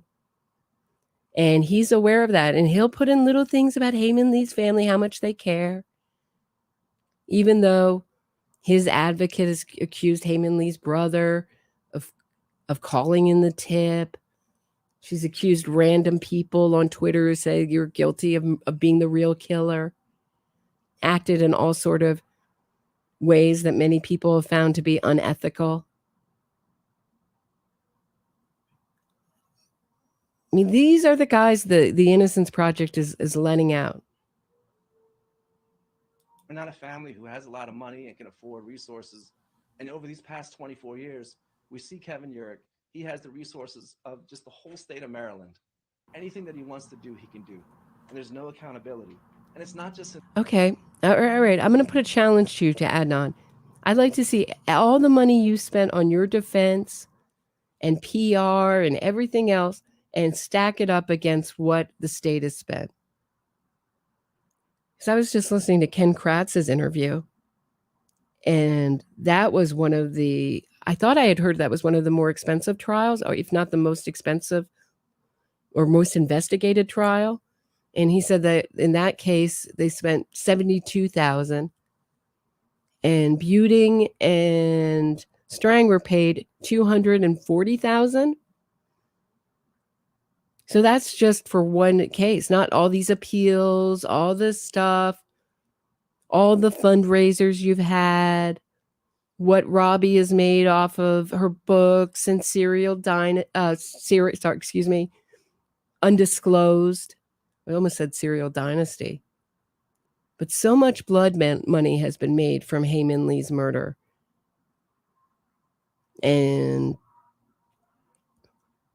you keep talking about how you don't have any money. So I'm wondering if this is to just, again, rally up the true believers, try to get them to donate, put pressure on the courts, because he does not feel confident about going into court with this evidence.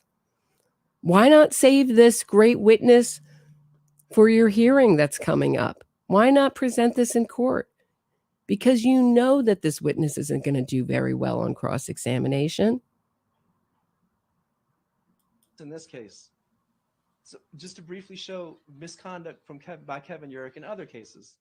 So Kevin Urick, he worked as a prosecutor in Baltimore City from 1988 to 2002. Many of his cases involved allegations and evidence of prosecutorial misconduct. So Urick was involved in a Baltimore case in which an appellate judge ruled that a police officer improperly induced a statement from a witness who was questioned about a murder in 2000. The officer had promised down the line he would see what Urick can do about pending robbery charges against the person. Kevin Urick, he prosecuted a 2001 murder case in which the defendant was acquitted of... So Erica Sutter is the head of the Innocence Project. She also runs the Innocence Clinic, where she teaches what I consider this grift to students. And so she has access to all the times that they've won judgments, by, positive rulings in cases against Urick. This movement is running rampant in blue cities. So you understand that each time that each grift builds on another grift. So for example, when Marty Tankleff was let out, they said he didn't deserve any money, that it was all a legal technicality, and he should not be considered innocent in any way, shape, or form. Basically, I'm paraphrasing, obviously. And that didn't stop him from suing everybody he could sue and getting money and getting a PR agent, the same PR agent as the West Memphis Three, Lonnie Surrey, and papering the media with stories from his point of view, his defense point of view.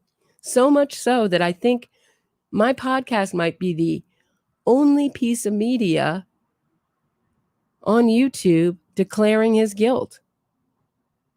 And there's maybe like less than 5, articles or blogs even exploring his guilt. All felony charges. And the defendant was a homeless and mentally ill person with Parkinson's disease. And the defense was able to successfully argue that Uric misled the grand jury to make it appear that the defendant matched descriptions of suspect from witnesses, all the while his clothing and his physical description did not. So, and finally in 1997, Kevin Uric, he obtained 2 murder convictions against the defendant, even though a witness testified in this case that the defendant was not the shooter. Uric improperly impeached the witness's credibility by mentioning unrelated criminal charges against him that did not result in convictions. He also falsely implied to the jury that a state's witness had voluntarily cooperated when in fact she had been compelled to testify through a bench warrant. And these are all things that have happened in this case, that have happened in my case. So this is while he was in the Baltimore City State's Attorney's Office. But there are even more egregious examples. He moves on to become a state's attorney in Cecil County. So Kevin Uric, he did something. He worked in Cecil County State's Attorney's Office from 2005 to 2018.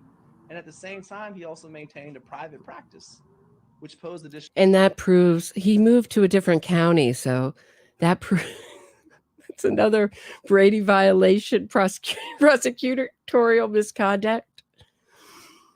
I mean, is this thin or what? Is this a thin con man grifter presentation if you've ever seen one? Ethical problems.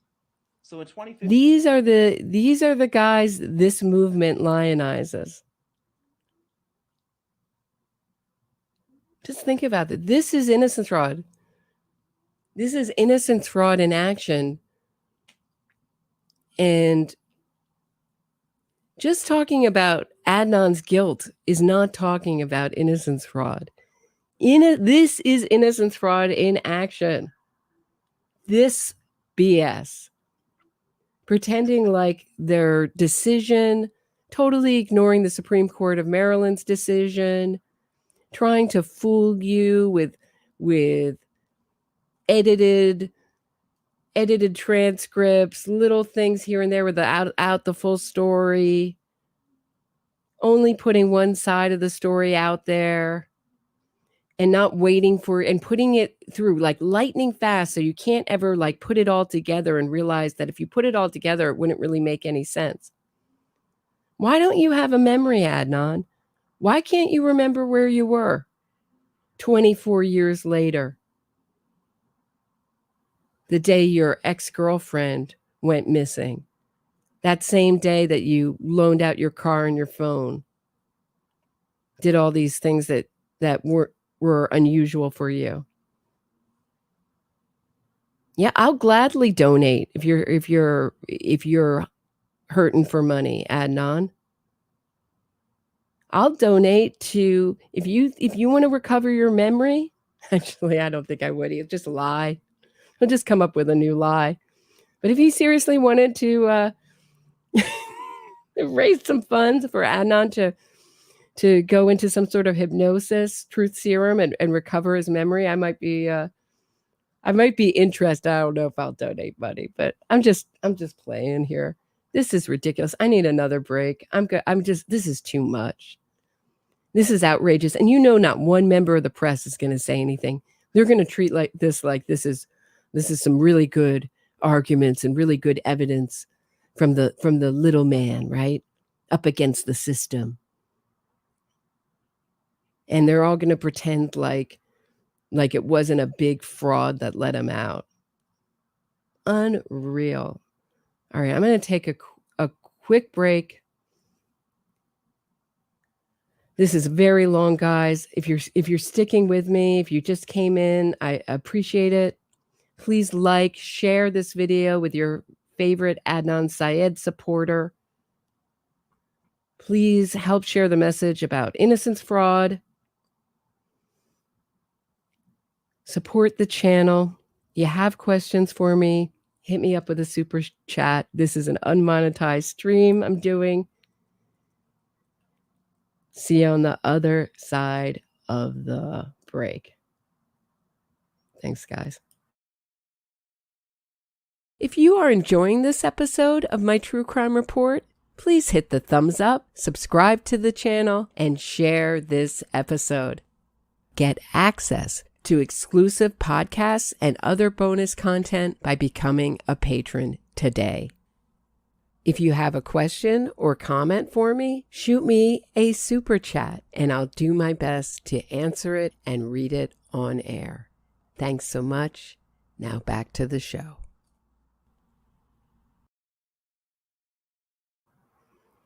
Okay, I just took some deep breaths. I think I'm feeling much better. How's everybody else feeling out there? It's long, right, guys? It's long and it's dense. And this is such a good example of what innocence fraud looks like. And no one else is going to call it out for what it is. 15 Uric, he prosecutes a homicide case. And during the trial, he rests his case. And the defense submits a motion for judgment of acquittal due to lack of evidence.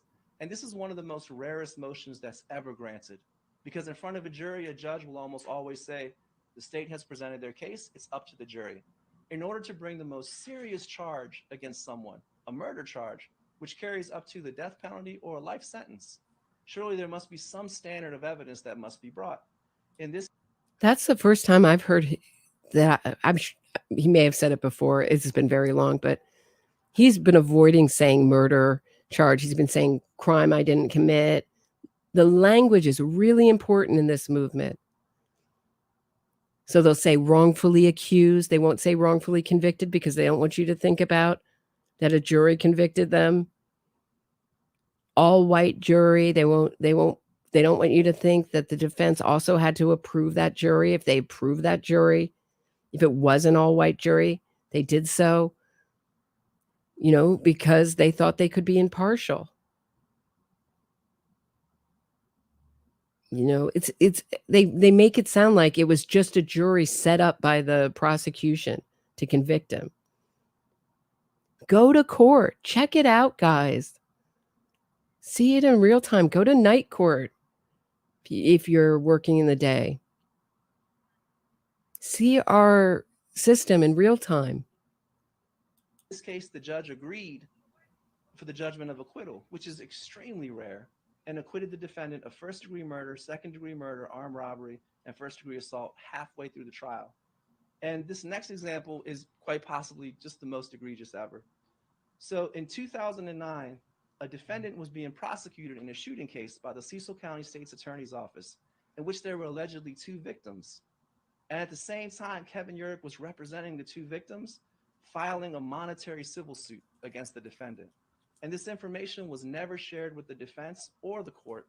And in 2019, the Court of Special Appeals overturned that conviction, finding the non-disclosure was a Brady violation. And that defendant was never tried again. So Kevin Uric is the Cecil County State's Attorney. The State's Attorney's Office, they're prosecuting someone for allegedly shooting 2 people. And at the same time, Kevin Uric has filed a civil suit on behalf of these 2 individuals against the defendant. And it's a multi-million-dollar civil suit. Oh, it sounds a little like what these Innocence Project lawyers do, right? Sue the state for what I would consider totally rightful conviction and win millions. He's like, they won millions.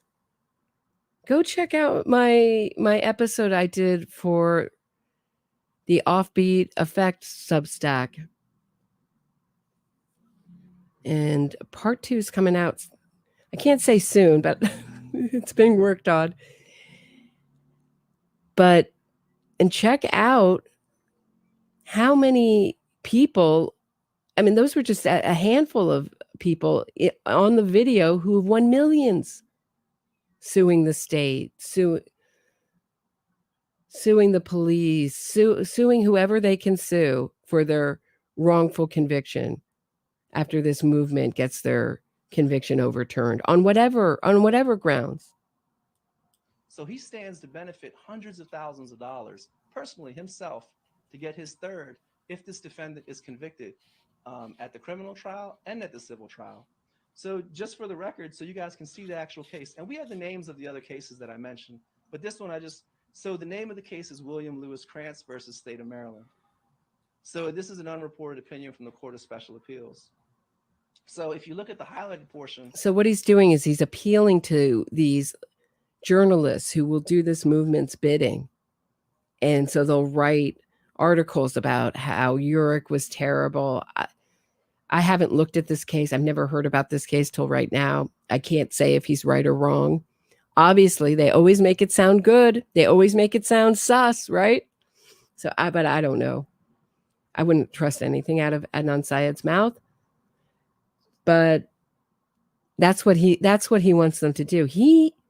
I've said this before for those just joining me. I think he's really nervous about this upcoming court hearing where he has to present evidence of innocence, because all these years later, there ain't much. And it was only due to the fact that they had a woke prosecutor put in there to get out defendants like Adnan Syed, to act like a defense attorney, only after the court was made a kangaroo court by this very movement that Adnan Syed has now joined, did he get out. And it was so shady that the court said you can't do it. You can't have a secret meeting with a judge with no record of it and hidden from the public. Sorry, no, this has to be redone properly. So your team was deemed to have done something very shady, Adnan, as he sits there with his tie on and his laptop and his big screen TV. Sounds jealous when he talks about $100,000 payout, as if he hasn't gotten rich off of the murder that he did. It says, a civil action against Krantz seeking damages for the assault in excess of $1 million. So if you go again, they were represented in that civil action by Assistant State's Attorney Kevin Uric. So this is the opinion from the court overturning that gentleman's conviction. So the last page, Duggo, is the conclusion, where it says, in this post-conviction proceeding, we have concluded that the Brady violation was of sufficient materiality to undermine our confidence in the outcome of Krantz's trial. And we reversed the convictions and to conduct a new trial. So now, not just in Baltimore City, but all these years later, he's done what he's done in my case, and it's been presented and it's been documented, and there's never been accountability. Now in Cecil County, all these years later, some person is convicted of a crime, and it takes 10 years for this person to prove that this Brady violation occurred in his case, and he was never tried again. So you see his language? He's done all that he's done. So just keep it vague. All that he's done. All that he's done. Surprised he didn't say prosecutorial misconduct. I mean, if this were a drinking game, we would be drunk by now. And then he went from one county to Cecil County. CC for short. Reminds me of the Parliament Funkadelic. I love you, CC. Yeah, he went to CC so he could do his shady ways there. So this person loses 10 years of their life, all because of Kevin Uric's Brady violation and anything else that may have happened. Loses 10 years of their life. No, they're still alive. Hae Min Lee is dead thanks to you. I know you're talking about another case, but that's the language that they use, losing 10 years of their life so they can equate the real victim of the crime whose life was lost with the killer who was incarcerated. Disgusting. And they never try him again. So in 2014, Kevin Urick, he ran unsuccessfully for a Cecil County Circuit Court judge. And in the campaign finance reports showed that 3 of his 4 top donors had business before the Cecil County Circuit Court, before, during, or after they contributed to Urick's campaign, which presents a potential conflict of interest. So he's running for a judgeship, and there are several people, 3 or 4 of the donors that he solicited money from, they have business in front of the very court that he's running to be a. This sounds like Rabia. This sounds like also Rabia's revenge too. I'm going to humiliate Urick and remind everyone that he lost his bid for judgeship. I'm even going to go into the donors. What do you think we'd find if we went into your donors? Adnan, who supported you? Who have you solicited funds from? How much money has been made off of your murder, Adnan? You sparked an entire mini genre of true crime.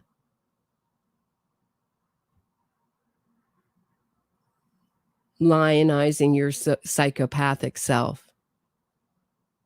Judge, and he never discloses this in his campaign disclosures. There have been multiple instances of prosecutorial misconduct in Kevin Urick's career, whether it was at the Baltimore City State's Attorney's Office or the Cecil County State's Attorney's Office. He engages in a pattern and practice of committing Brady violations, presenting witnesses under the false guise of testifying with no benefit. This is really a masterclass in innocence fraud. Excuse me. If you guys are still listening, if you've been listening since the beginning, thank you very much. I understand that this is long. Pattern and practice is something that they like to do to punish police officers. So if they can successfully grift, in my opinion, obviously all of this is my opinion. I encourage you to always look at the court transcript and case files for yourself and make up your own mind. But they will find a police officer who has been the police officer in one case that they've successfully overturned. And if they can find him in another, like 1 or 2 more cases, I'm not sure how much creates a pattern in practice, but I would think it would be at least 2 cases. That creates a pattern of practice. That's one of their big grifts. And usually they go after police officers who are really good at their job, who are locking up a lot of people. Get them out of the police force, right? Because ultimately, one of their goals, and they'll say it, is to end mass incarceration with the brilliant idea of just don't prosecute anyone. Don't catch anyone. Don't charge anyone. To themselves and engaging in unethical tactics to discredit those defense witnesses. So this is a pattern of behavior that's occurred with him for his entire career. And there's never been a single moment of accountability, not one time. And the harm that occurs is to families like us. It's to my mom, to my little brother, who was 9 years old when he had to watch his older brother get taken out in handcuffs. And my father, who was healthy when I left home, but now he doesn't even recognize me.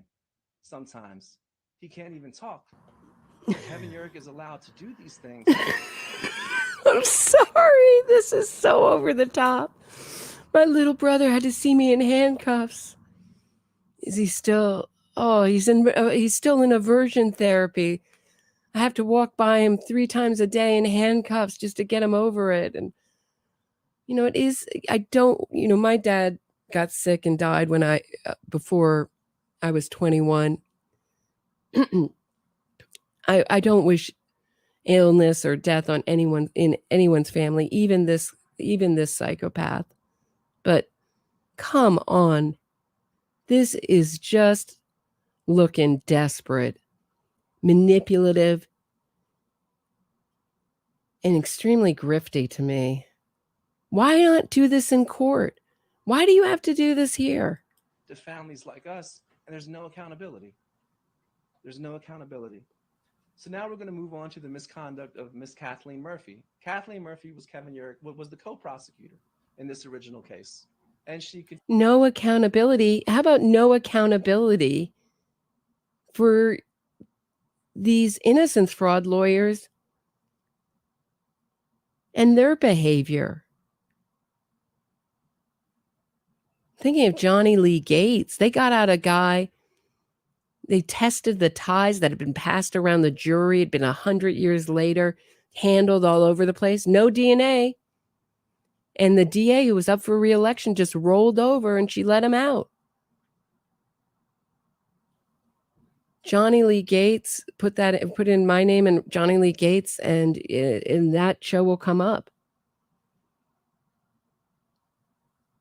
I've been looking at this movement for 5 years, and I have not found one case of innocence in all of the cases I've looked at. And I'm always hoping for one. continues to work to do stuff behind the scenes with regards to this case. So she worked in the Baltimore City State's Attorney's Office from 1995 to 2000. Then she worked in the Maryland Attorney General's Office from 2000 to 2004. Then she went to work in the Baltimore City State's Attorney's Office. She went back from 2004 to 2014. Then she went to work in the Carroll County State's Attorney's Office from 2014 to 2016. Then she went to work in the Maryland Attorney General's Office from 2016 to 2022. And then she was appointed as a Baltimore County District Court judge by Governor Larry Hogan on September 2nd, 2022. So just to give a little bit of background of exactly what happened in this case, the events that involve her recently. So on September 14th, 2022, the Baltimore City State's Attorney's Office and the Maryland Office of the Public Defender and the University of Baltimore School of Law Innocence Project Clinic, they filed a joint motion to vacate my conviction. And a hearing was set in Baltimore City Circuit Court for September 19th, 2022. The judge orders that my conviction be vacated and that I'm released on home detention pending results of DNA testing. In October of 2022, the charges were dismissed based on DNA results excluding me. So subsequently, so almost immediately at the same time, and You want to talk about the red fibers that were found on Hae Min Lee's body? The fact that Jay said you wore gloves, red gloves. You don't want to explore that? It's just that this other killer was fondling Hae Min Lee's shoes in the back of her car, not even the ones on her feet. He got really intimate with these shoes. And we've got to rally the public to find this killer now. After that, both the previous Attorney General's office and private attorney named Stephen Kelly, they began filing appeals to undo the vacature of my conviction and to have this conviction reinstated on the basis of notification. And in March 2023, the conviction was reinstated due to this issue of notification. So to go a little bit more deeper into how exactly it played out, my attorney submits a request to the Baltimore City State's Attorney's Office for consideration for the Juvenile Restoration Act in October 2021. So initially, I was in prison. I had served about 23 years at the time, and I was incarcerated when I was a juvenile. So I was eligible for a new law that had just been passed, which was the Juvenile Restoration Act, where essentially, once you serve 20 years for a crime, you go in front of the judge, and the judge assesses your record in prison and multiple factors to consider whether or not a person could be a danger to society if they're released. So the state's attorney's office. This is a big win of the wrongful conviction movement. They have put in these laws all over the country, benefiting juvenile killers. Their aim is to get rid of life without parole for juveniles everywhere. Just like they got rid of the death penalty for juveniles. And if you are a juvenile and you get life without parole, like Adnan Syed did, what you did is considered particularly heinous. It's really hard to get life without parole as a juvenile. Your age is such a mitigating factor. Office, they conduct a file review. So my attorney has given this to the Baltimore City State's Attorney's Office, like has filed a motion, like a request to have her client, me, considered for this JRA. So the state's attorney's office, they conduct an entire file review, and they discover this Brady violation. They discover that there is a note in which a person has threatened to kill Heyy and said that he can make her disappear. So the state's attorney's office, they in turn file a motion to vacate my conviction. And it's filed on September 14th, 2022. And it cites the Brady violation and other evidence that discredits the integrity of the conviction. So the state's attorney's office contacts Heyy's younger brother, Young Lee. He's the representative of their family now. On September 12th, 2022. On September 13th, 2022, the state's attorney's office sends a copy of a motion to vacate to Young Lee and informs him that they will be filing the motion the next day. So on September 14th, 2022, the state's attorney's office, they file that motion to vacate. And on September 16th, the judge sets a hearing date for September 19th, 2022. And on September 19th, this is when the attorney, Stephen Kelly, he enters an appearance in court as Young Lee's attorney. And he files a motion objecting to the hearing, objecting to my... Okay, so this is my guest, the lawyer, the Lee family lawyer I had on as a guest once, right after Adnan Syed got out on this innocence fraud grift. And now, of course, this victims' rights lawyer, there's very few people lawyers who do this kind of work. Steve Kelly is one of them. It's a very interesting interview. We are ideologically very, we see things very differently. And I thought it was a really interesting interview, also an enraging interview, because he goes into detail every minute, really goes into detail into what happened inside the courtroom. And Young Lee is asking to just delay this hearing a week, just so he can prepare. And the judge says, nope, sorry, feel for you, but no. Because, I often leave out the fact that judges are also very much a part of this movement. And I would think that they got a very friendly judge. That's the nicest way I can put it, to rubber stamp this on such exceedingly thin evidence. But this is they have made our courts into a kangaroo court. So someone said to me the other day, I thought it was really funny. They're like, so you really agree with this movement that the justice system is unfair? And I was like, yeah, it's unfair to victims, and it can be really unfair to the state when they stack it so that there's no DA, there's just two defense attorneys talking to it themselves in court. So it's really ironic that they've created what they say that they're against. And no one on this side of the aisle that I know, what Adnan would call guilters, would say, get Adnan Syed an attorney who's really going to work against his best interests. You want a really strong defense and a really strong prosecution team, but not them. They just want people out so they can sue and sue and sue and change the laws so that less and less people are convicted in this country. And our country I would think, will get exceedingly more dangerous every year this movement gains power. My conviction being vacated. And he files this objection based upon notification. This is Steve Kelly. To know that this is the only a motion to vacate, the only legal challenge available is this issue of notification. So we just want to say something from the outset, that we have the utmost respect for Heyy's family and for everything that they want to do to get justice for Heyy. And we feel this way because we've always wanted justice for Heyy. Everything but put me back in prison. If you really cared about Hae Min Lee's family, you would have stood up long ago and said, I did it. I take responsibility. Don't BS a BSer. Come on, Adnan.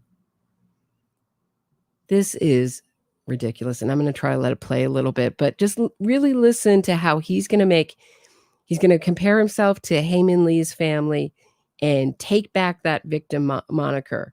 He's going to acknowledge it a little bit so he seems reasonable and fair, rational. And then he's going to take the victim moniker all for himself and his family. We've always wanted justice for her family. And for the past 24 years, every single thing we've ever done is Hae was my friend. So for all these years, we've always pushed for DNA testing. We've always had to fight the state's attorneys, fight the other side, the opposition side, to do DNA testing. Because as in so many wrongful convictions. Because people know that it's a grift. Other lawyers know that this is a grift. Very few, I was looking for the amount of cases are really DNA cases. And I used to find a statistic a couple years ago when I was looking that it was like 8%, 10% in America cases are solved with DNA. But now that when I look for that very same statistic, all that I get back is stories about wrongfully convicted men and how great the Innocence Project is. But I did find one statistic from Britain, the United Kingdom, England and Wales, and that 2.4% of their cases are solved with DNA.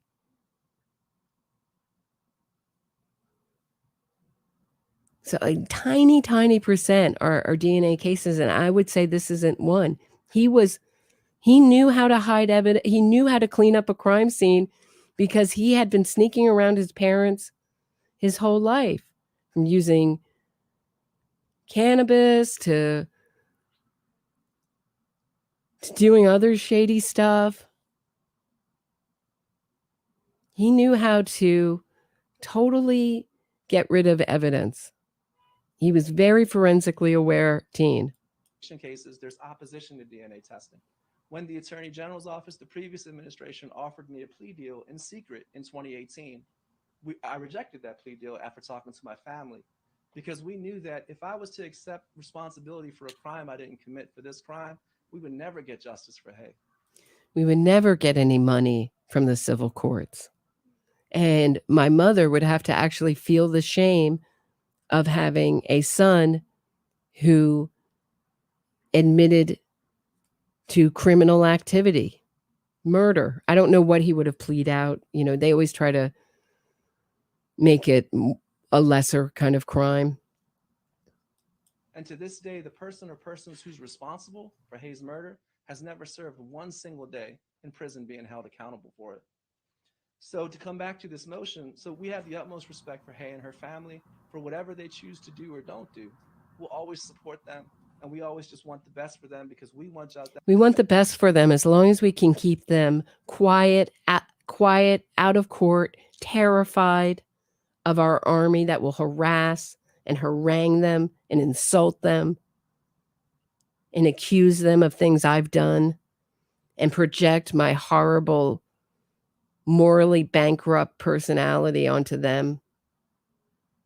I'm sorry, but that's beyond the pale.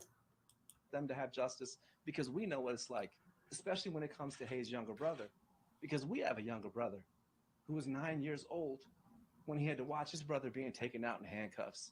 And for the next 24 years, the only way he could see his brother was in a prison visiting room. So we have the utmost respect and concern. See, it's not me. It's not me who wants freedom, because I really think that's the closest thing to the truth.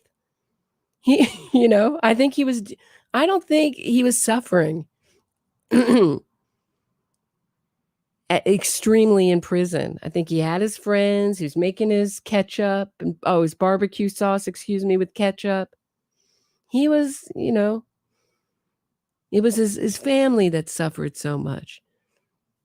He was putting out huge dowries to his wife, who's now his ex-wife. They like to hide that fact that he got married in prison and divorced, because it's shameful for his mother. And support for Hae's younger brother, because we know what this younger brother went through. So to go through Speaking about brothers, what did young Lee go through when his fantastically smart, loved, talented sister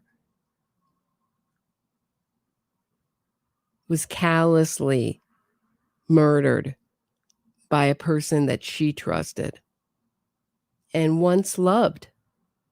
briefly what excuse me. So Assistant State's Attorney Miss Feldman, she was the one who was conducting this case on behalf of the State's Attorney's Office. So this is just a series of communications between her and young Lee.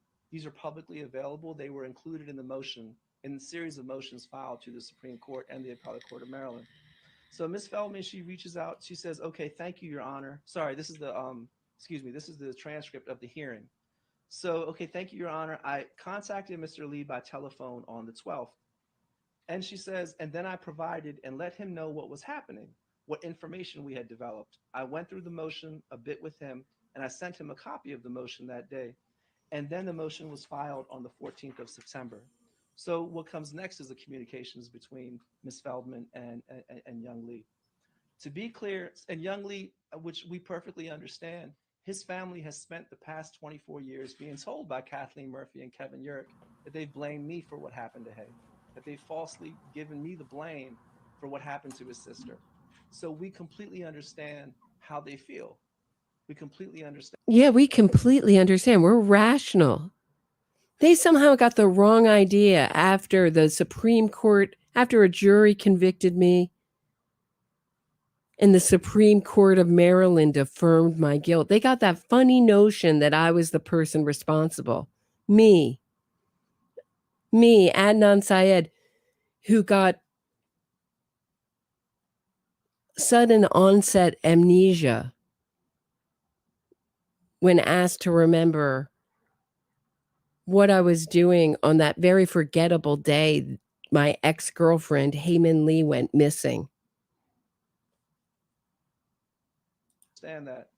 So Young Lee responds, to be clear, as a family, we disagree with your course of action and stand against the motion to vacate judgment. We believe that there is overwhelming evidence and that the court convicted the right person. He says, continues, I hope you understand the emotional turbulence this trial is causing us. It seems that there is never an end to it, but we understand your position as an attorney to do due diligence and cover all possibilities. So Ms. Feldman, she responds, thank you again for contacting me today. Again, I am sorry that it is under these circumstances. Attached is a draft of the motion that we are likely filing tomorrow. The motion outlines the information we uncovered about the alternative suspects.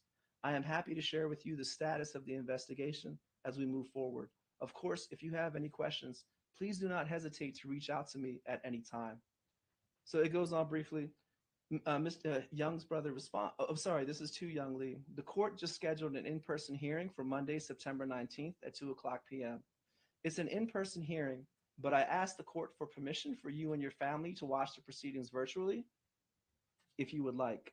So if you would like to watch, the link is below. Please let me know if anybody from your family will be joining the link.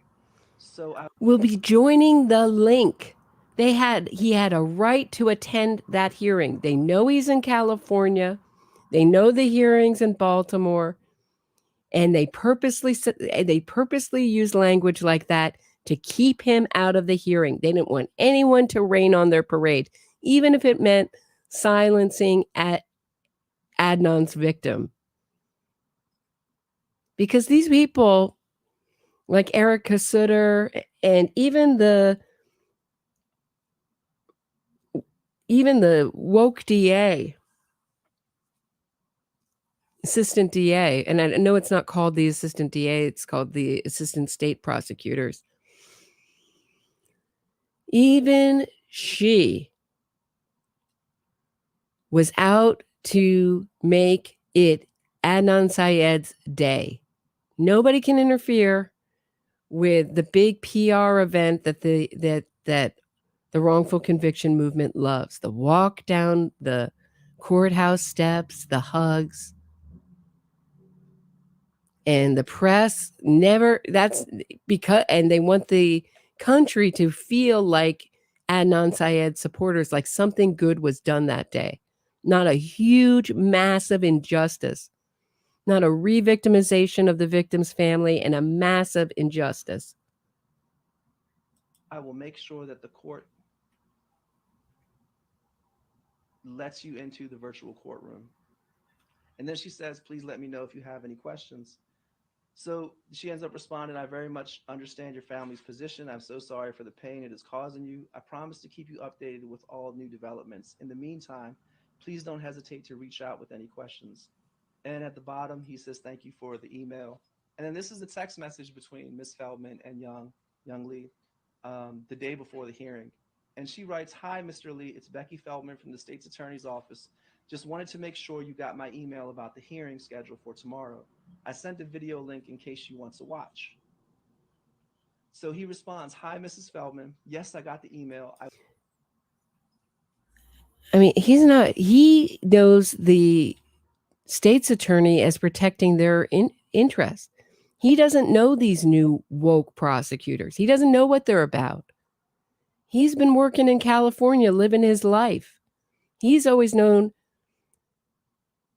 the state's prosecutors as the ones on his side. He doesn't know how devious and dark this movement is and what they've done, making it a total kangaroo court with 2 defense attorneys, all concerned with Adnan Syed, making him the victim and getting him out of prison by any means necessary. I will be joining. Thank you. And it's important to note, this was September 18th at 4:25 p.m. This was the day before the hearing. So just briefly, there's been a lot of discussion about the hearing being conducted at a fast pace and whether or not that was fair to Haye's family. And we appreciate that. At a fast pace, you just read the emails. At a Young Lee was manipulated and conned and basically almost blocked out of that hearing. He had to hustle to find a lawyer.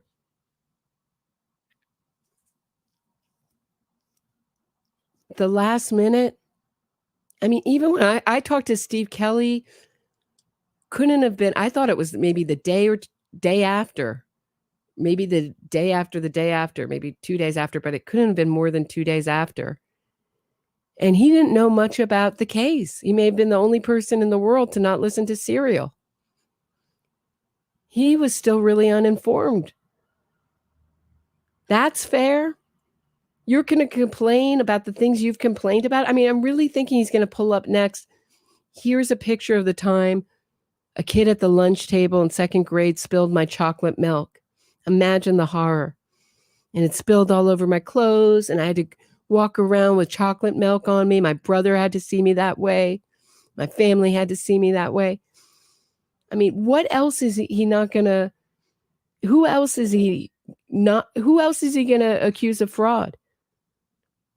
Everyone who's opposed him, is basically fraudulent, but his team is squeaky clean.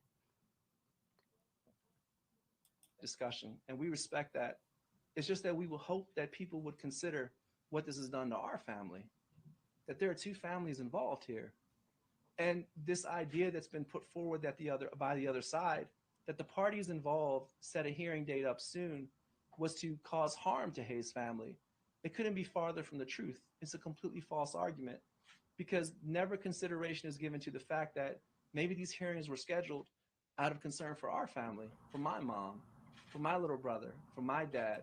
Exactly. And you're not king of the world, Adnan.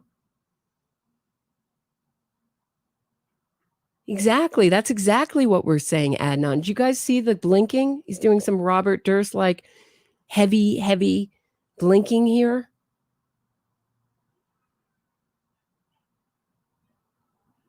Would you let this guy babysit your kids or your pets? I wouldn't want to be in an elevator alone with Adnan Syed. I mean, just the sleaze, the lack of morals, the narcissism drips off of him. And not to be confused with his narcissism just goes along with his psychopathy. This is a really dangerous guy, everybody. That's what I think. And he's trying to do a really good imitation of someone with a soul. Because at this time, I was incarcerated. I was in prison. And as people may know, I mean, I was incarcerated in maximum security prisons throughout my entire prison time. And the level of violence there with COVID. Good. You strangled your ex-girl. You planned it out. You strangled your ex-girlfriend. You threw her body in the middle of winter in the park, like buried her face down like a piece of trash. I'm sorry, I think maybe she was buried on her side, but now that I'm thinking about it, was she on her side or buried? It was just like a humiliating, you know what I mean? Horrible way to leave someone you loved. It was like his ultimate revenge, like his ultimate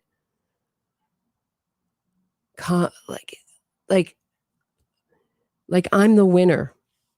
Like that was that end of the battle. You can't reject me. I do the rejecting and I can end your life. This guy is a sicko.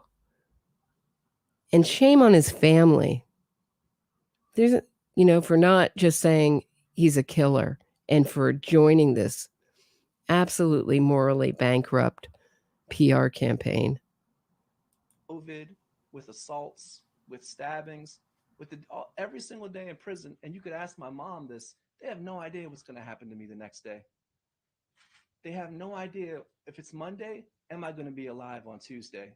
Am I going to be alive on Wednesday? Wait, he's saying he could have been murdered just like Hae Min Lee, and I could have been murdered in prison. So I'm just like Hae Min Lee, and my family's just like Hae Min Lee's family.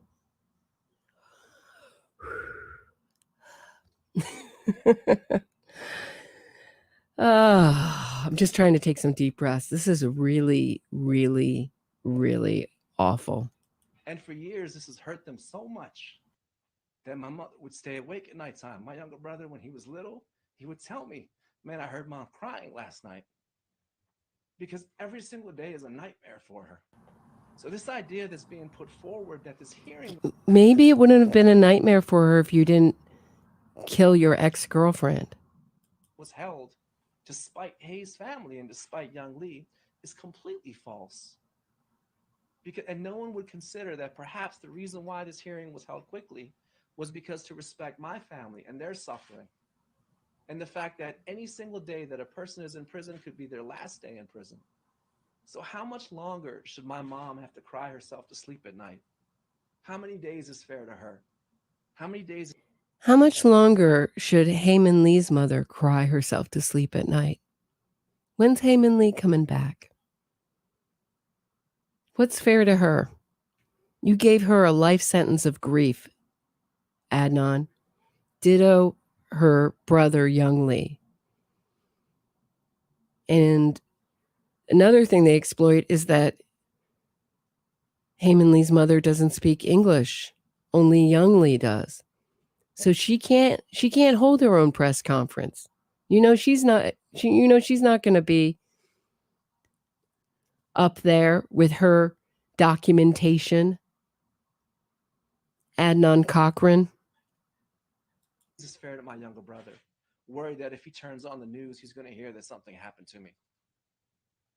So to go to this point to go back to this, that on the 18th, the day before the hearing, Young Lee had told Ms. Feldman, yes, I got the email. I will be joining. Thank you. So it's important. That was 4:25 p.m. The hearing is the next day.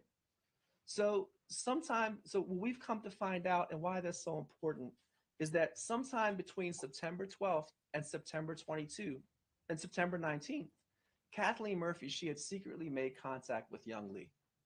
She's working at the Attorney General's office. She should have no involvement in this case. This case is alleging prosecutorial misconduct on behalf, at the hands of Kevin Urick and Kathleen Murphy. So she's not supposed to be involved in this case at this point. So she has a series of conversations with young Lee, and she begins secretly calling around law firms and lawyers, looking for someone to represent young Lee and to file a challenge based on notification. So one of the law firms that she contacts is called Silverman, Thompson, Slutkin, and White. And she asked them for representation, and they refer her to Stephen Kelly. Mind you, this is secret behind the scenes. None of this has ever been made public before. Secret behind the scenes, secret and behind the scenes. No, it was made public right after your hearing on my podcast, my interview with Steve Kelly, in the description, where he talks about exactly how young Lee found him. Oh my Lord.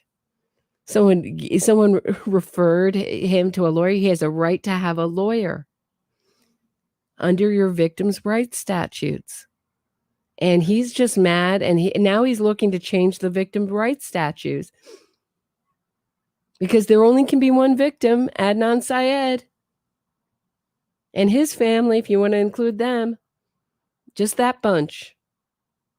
This is just a re-victimization and a revenge action again. And it really feels, and you understand why Rabia Chaudhry is so close with Adnan Syed and his family.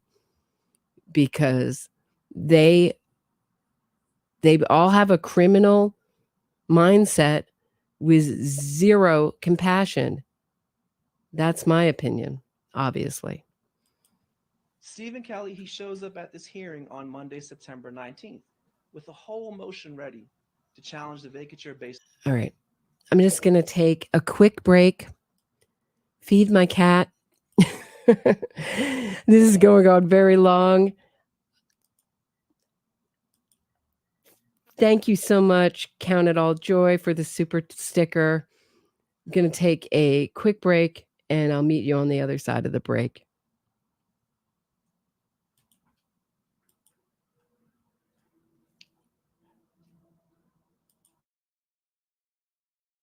If you are enjoying this episode of my True Crime Report, please hit the thumbs up, subscribe to the channel, and share this episode.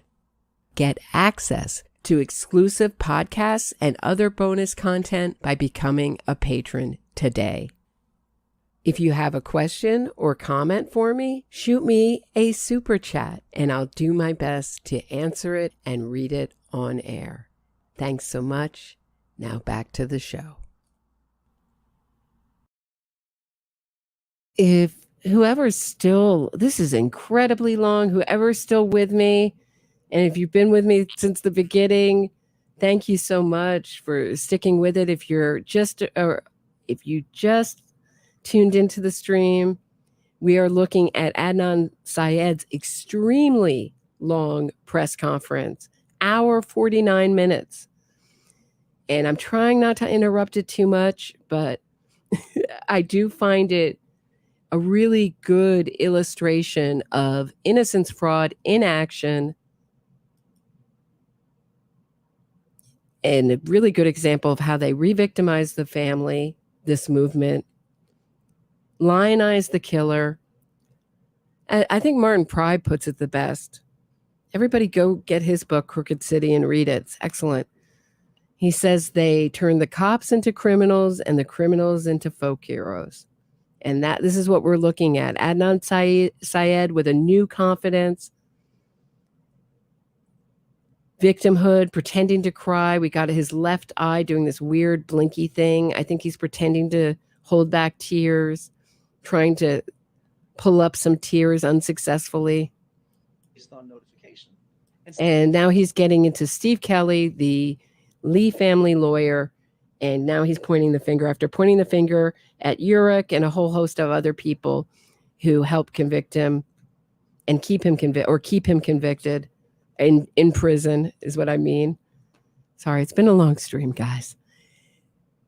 So this is where we're at. Now Steve Kelly is another criminal, not the convicted killer. He's going to point elsewhere and say the real criminal is Steve Kelly, the victim's rights lawyer, victim's advocate.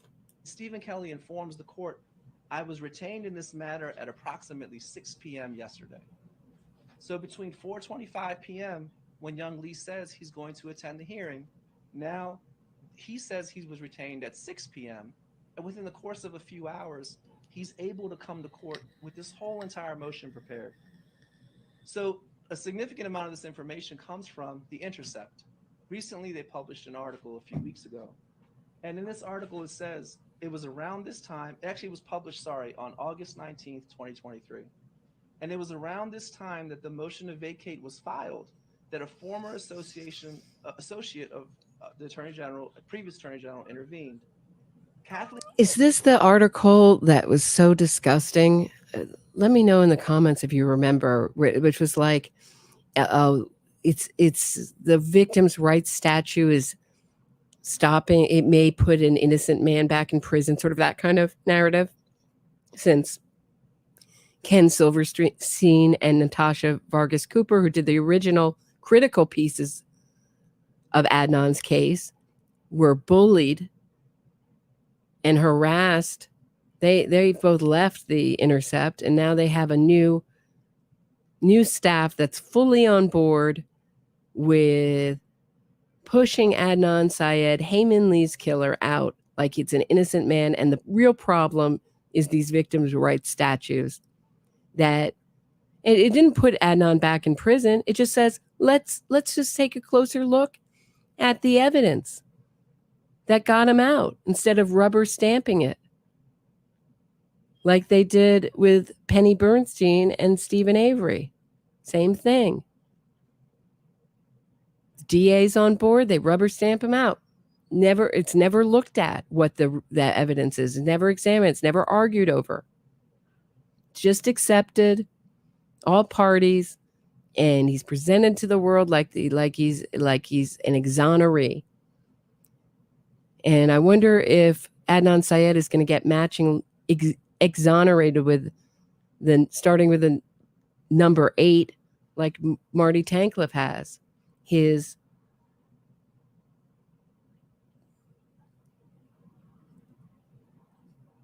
co-worker at Georgetown University. And shame on Georgetown University for hiring Adnan Syed and for hiring Marty Tankleff. You got you got one convicted killer on your staff and one formerly convicted killer on your staff who only got out on a technicality. Read Andrew Cuomo's review of the case. In no way was this based on innocence. No way should Marty Tankleff be considered innocent, but boy, has the press cemented the idea into everybody's head that he's been exonerated. Kathleen Murphy had first prosecuted the Syed case in 1999 in her past role in the state's attorney's office. Last September, Governor Hogan appointed Murphy to be a judge at the Baltimore County District Court. So there are specific rules regarding how judges should or should not interact in courts with regards to cases. So she's not just working at the Attorney General's office, but she's also been appointed as a judge. So after the appointment, but before she joined the bench, Murphy became involved again in the Syed case, but not in her official capacity. She placed a call to Steve Silverman, a partner at the private law firm Silverman & Thompson, to ask for an attorney to represent Lee's family, according to Mosby, and to Silverman's partner, Brian Thompson, and another person with knowledge of the case who spoke on the condition of anonymity to discuss a pending case.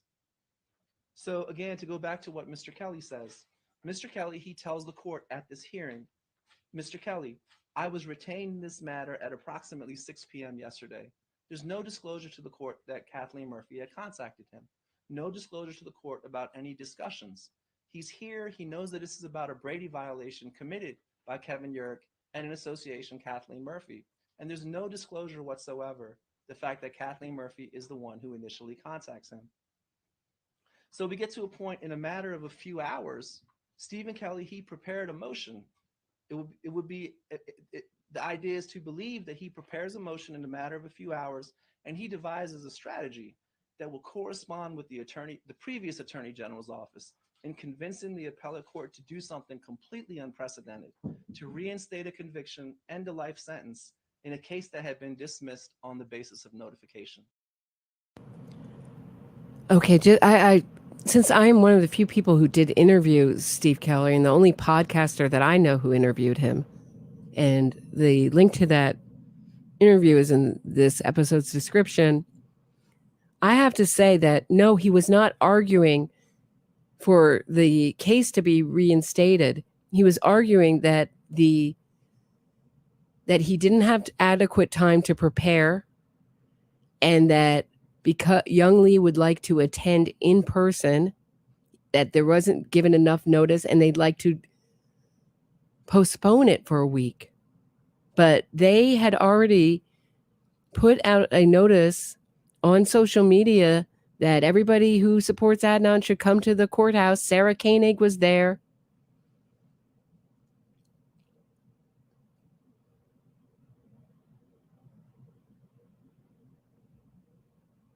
The documentary filmmaker, the West Memphis 3 movie was there. And they were all ready to celebrate on the courthouse steps with their lionized killer. They didn't want anything to rain on their PR parade that they had for Hae Min Lee's killer. And this is absurd that he's trying to make some sort of conspiracy out of this. And he doesn't know that a paralegal might have written it, might have been pieced together from something else. It's just absurd. This is absurd. No, he wasn't arguing. And if you listen to that interview, this guy is very much more defendant, compassionate towards this movement and defendants. And it would not even declare that Adnan Syed is guilty in my interview, and said that he just doesn't know and he wants to look at the evidence. That's what Adnan Syed thinks is so unfair. The most bending over backwards to be unoffensive and fair.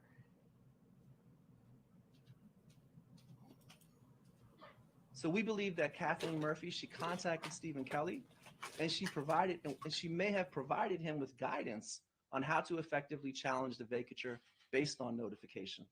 And that she assured him, we believe that she may have assured him that the Attorney General's office would simultaneously, the previous Attorney General, would simultaneously submit filings seeking to overturn the vacature decision and to reinstate my conviction based on notification.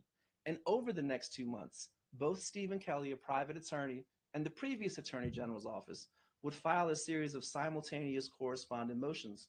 And these motions didn't just make similar arguments, they used the exact same words, but even more importantly, they introduced Kevin Urich's false claims onto the record. So at this time, they're trying to convince the appellate courts to take up a case to reinstate my conviction, something that's never happened before, because when the case was dismissed, the indictment was dismissed. So technically, from a legal perspective, there's no case anymore. So they're making this huge, unprecedented effort to convince the appellate court to accept the case and to ultimately reinstate my conviction. And Kathleen Murphy is at the attorney. Because Marilyn Mosby was coming out and saying she got rid of the conviction before it could be challenged. And she was on her way to give you one of these bogus certificates of innocence this movement loves to parade around as proof of something. It's not worth the paper that it's written on. At one time, and then they like to put and file them on the website of National Registry of Exonerations. Just means often, like in Marty Tankleff, he's on there, overturned on a technicality. Doesn't sound quite as good. National Register of people whose convictions have been overturned on a technicality. But this was a grift, really concerning grift to anyone who knows the case, who respects evidence, who respects our law, and who cares about justice. Attorney General's office. So just to briefly go through just one motion that they filed, and just if you could pay attention to the language, it's the exact same language from the private attorney, Stephen Kelly, and from the previous Attorney General's office brief. So in this motion here, it was filed on October 5th by Stephen Kelly. On September 14th, 2022, the state moved to vacate Mr. Syed's conviction under Criminal Procedure 8 subsection 301.1, alleging newly discovered evidence and the discovery of 2 alternative suspects. He continues, the state did not notify the Lee family of its intent to move to vacate the judgment until Monday, September 12th, 2022.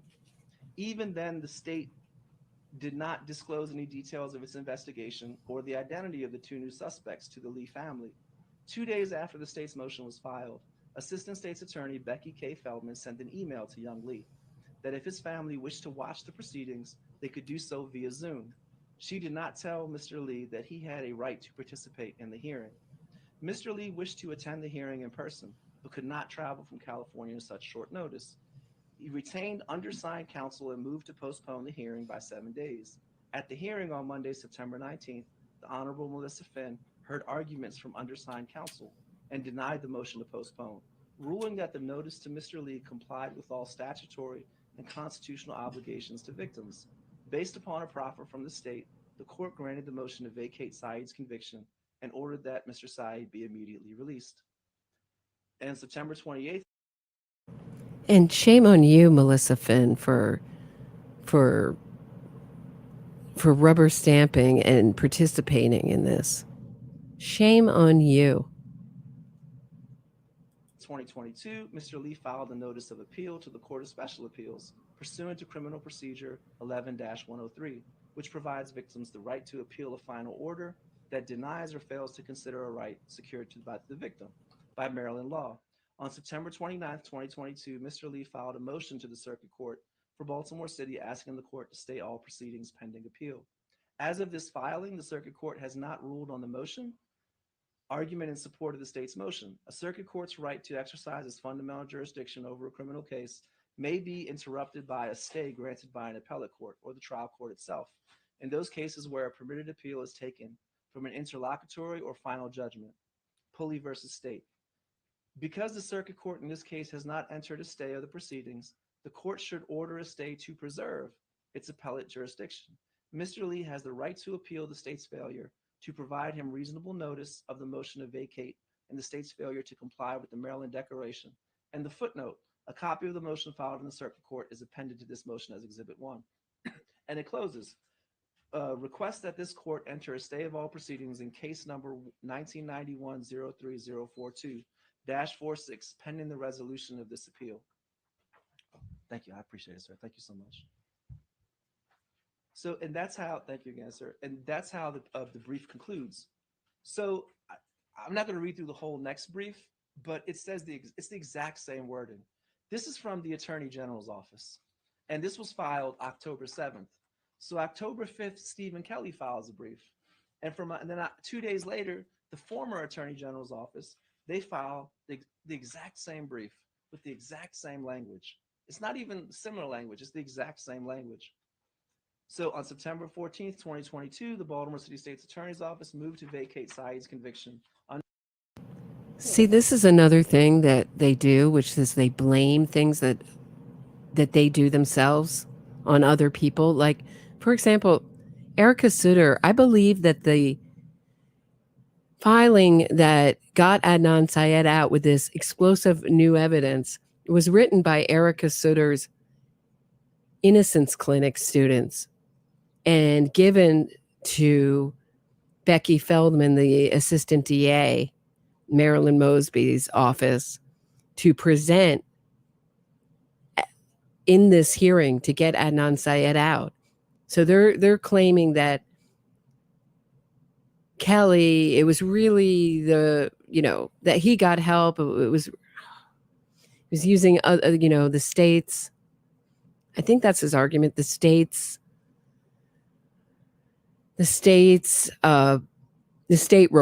wrote their briefs and all this stuff, and they use the same language. It's absurd. I mean, anybody who reads that filing, it reads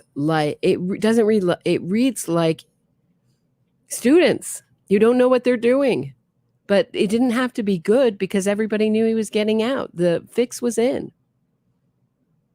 That's how I see it. Under Criminal Procedure 8-301. So just for the sake of time, um, all these highlighted portions are the exact same language. It's basically it's as if someone cut and paste Stephen Kelly's brief and used the exact same language throughout it. Sorry, it's the exact same language. Is this why Serial was a podcast? Because is because Adnan Syed's got this tell. Don't play any poker, Adnan, with this eye twitch thing he's doing.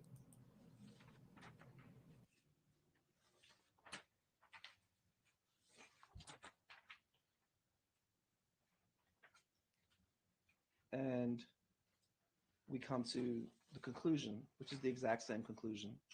So that brief was submitted by Stephen Kelly. This brief was submitted by the previous administration, the Attorney General's office. So the next thing I want to point to is, if you remember, I said they didn't just use the same briefs. They both introduced Kevin Urich's lies about this Brady violation note to the court. So now Kevin Urich never provided an affidavit to the court. He never provided something that he could be challenged on. What he does is he leaks the information to the media, and then Stephen Kelly and the previous administration, they use his... Really? He plays the media. He doesn't want to present it in court because he doesn't want it to be challenged, kind of like these entire presentation, Adnan. I mean, this is the biggest case of gaslighting, Darvo, deny attack, reverse victim offender. It's the biggest example I've ever seen. This is ridiculous. He basically takes their criminal mindset and puts it on everybody who convicted them. And the criminal mindset of this movement. Wild. His information, they use that news article to make arguments to the court that this case needs to be heard because, oh, by the way, it wasn't even really a Brady violation. So now they've created this backdoor channel to get information in front of the court without it being properly challenged. So this is from Stephen Kelly. This is from the Attorney General's brief, the previous Attorney General's office brief. And it's just very brief. It says, remarkably, the state's attorney's office did not even speak with Kevin Urich, the author of the note, upon which the allegation of the egregious Brady violation, and now it's in quotes as if it's not a real Brady violation, is based. Given that the notes were difficult to read because the handwriting is so poor and are subject to multiple interpretations, it's hard to imagine how anyone could conduct a neutral and unbiased investigation without asking Mr. Urich for his recollections surrounding the notes, or at least to interpret his own handwriting. So what they're saying is like, hey, why didn't anyone in his defense team, in his well-moneyed defense team, or any of these Innocence Project students or Erica Sutter, his own lawyer, ever just phone up Urich? I don't know if he's still in CC, right? That Cecil County. Love you, CC. And ask him what he meant. And that's what he's reading. That's what Adnan Cochran, with his new lawyer persona, is arguing here. So the brief that Stephen Kelly files incorporates this language even more.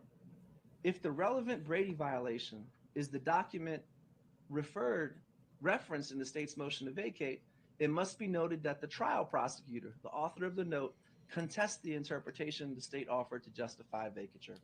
So he contests it not in an affidavit, not in sworn testimony. He contests it in a leak to a newspaper article. So now they've essentially weaponized this newspaper article to make an argument to the appellate court to reinstate my conviction, partially due to the fact that, oh, this wasn't even a Brady violation. So what we know is that Miss Murphy had a series of conversations. They didn't even acknowledge my bogus Brady violation claims. With young Lee prior to the September 19th, 2022 vacature hearing. And we know that there is a documented pattern of both Kathleen Murphy and Kevin Urich's history of misconduct in this case, convincing witnesses not to attend hearings and weaponizing their absence. And additionally, secretly procuring attorneys willing to mislead the court without disclosing that information to the court or the defense. So we know that in 2012, Kevin Urick manipulated Asia McClain into not attending the post-conviction hearing. And Kathleen Murphy weaponized her absence by eliciting false testimony from Kevin Urick at that hearing. And so to go to the point of them hiring attorneys or retaining attorneys for people that either defendants or witnesses in cases that they're conducting, they know how to find the right kind of attorney. They know how to find an attorney who is willing to mislead the court, provide misleading evidence to the court to further their interests. And during the initial trial in 2000, it was revealed that Kevin Urick had secured an attorney for Jay Wilds. And this was never disclosed, not in the first trial. So we had a whole first trial. This attorney was there, and it was presented as if she was just a pro bono attorney. And it was never disclosed until Jay Wilds accidentally revealed it himself on the stand. And Jay Wilds' attorney will go on and present false and misleading arguments to the court during subsequent hearings for Jay Wilds. So to go back real quick to what Asia McClain said, Urick discussed the evidence of this case in a manner that seemed designed to get me to think Syed was guilty and that I should not bother participating in the case. Urick convinced me into believing that I should not participate in any ongoing proceedings. So to go back real quick to what Kevin Urick said at the court. So a witness is convinced not to come to a hearing and her absence is weaponized. A young lady named Asia McClain calls me, and what did she say? She was concerned because she was being asked questions about an affidavit she had written back at the time of the trial. She told me that she had only written it because she... Doesn't this feel like a snake eating its own tail? How do we get back to Asia McClain? Now we're back to Asia McClain? I thought we had passed Asia McClain. Please hit the thumbs up, guys. This is the longest live stream in the history of my channel. It's also unmonetized.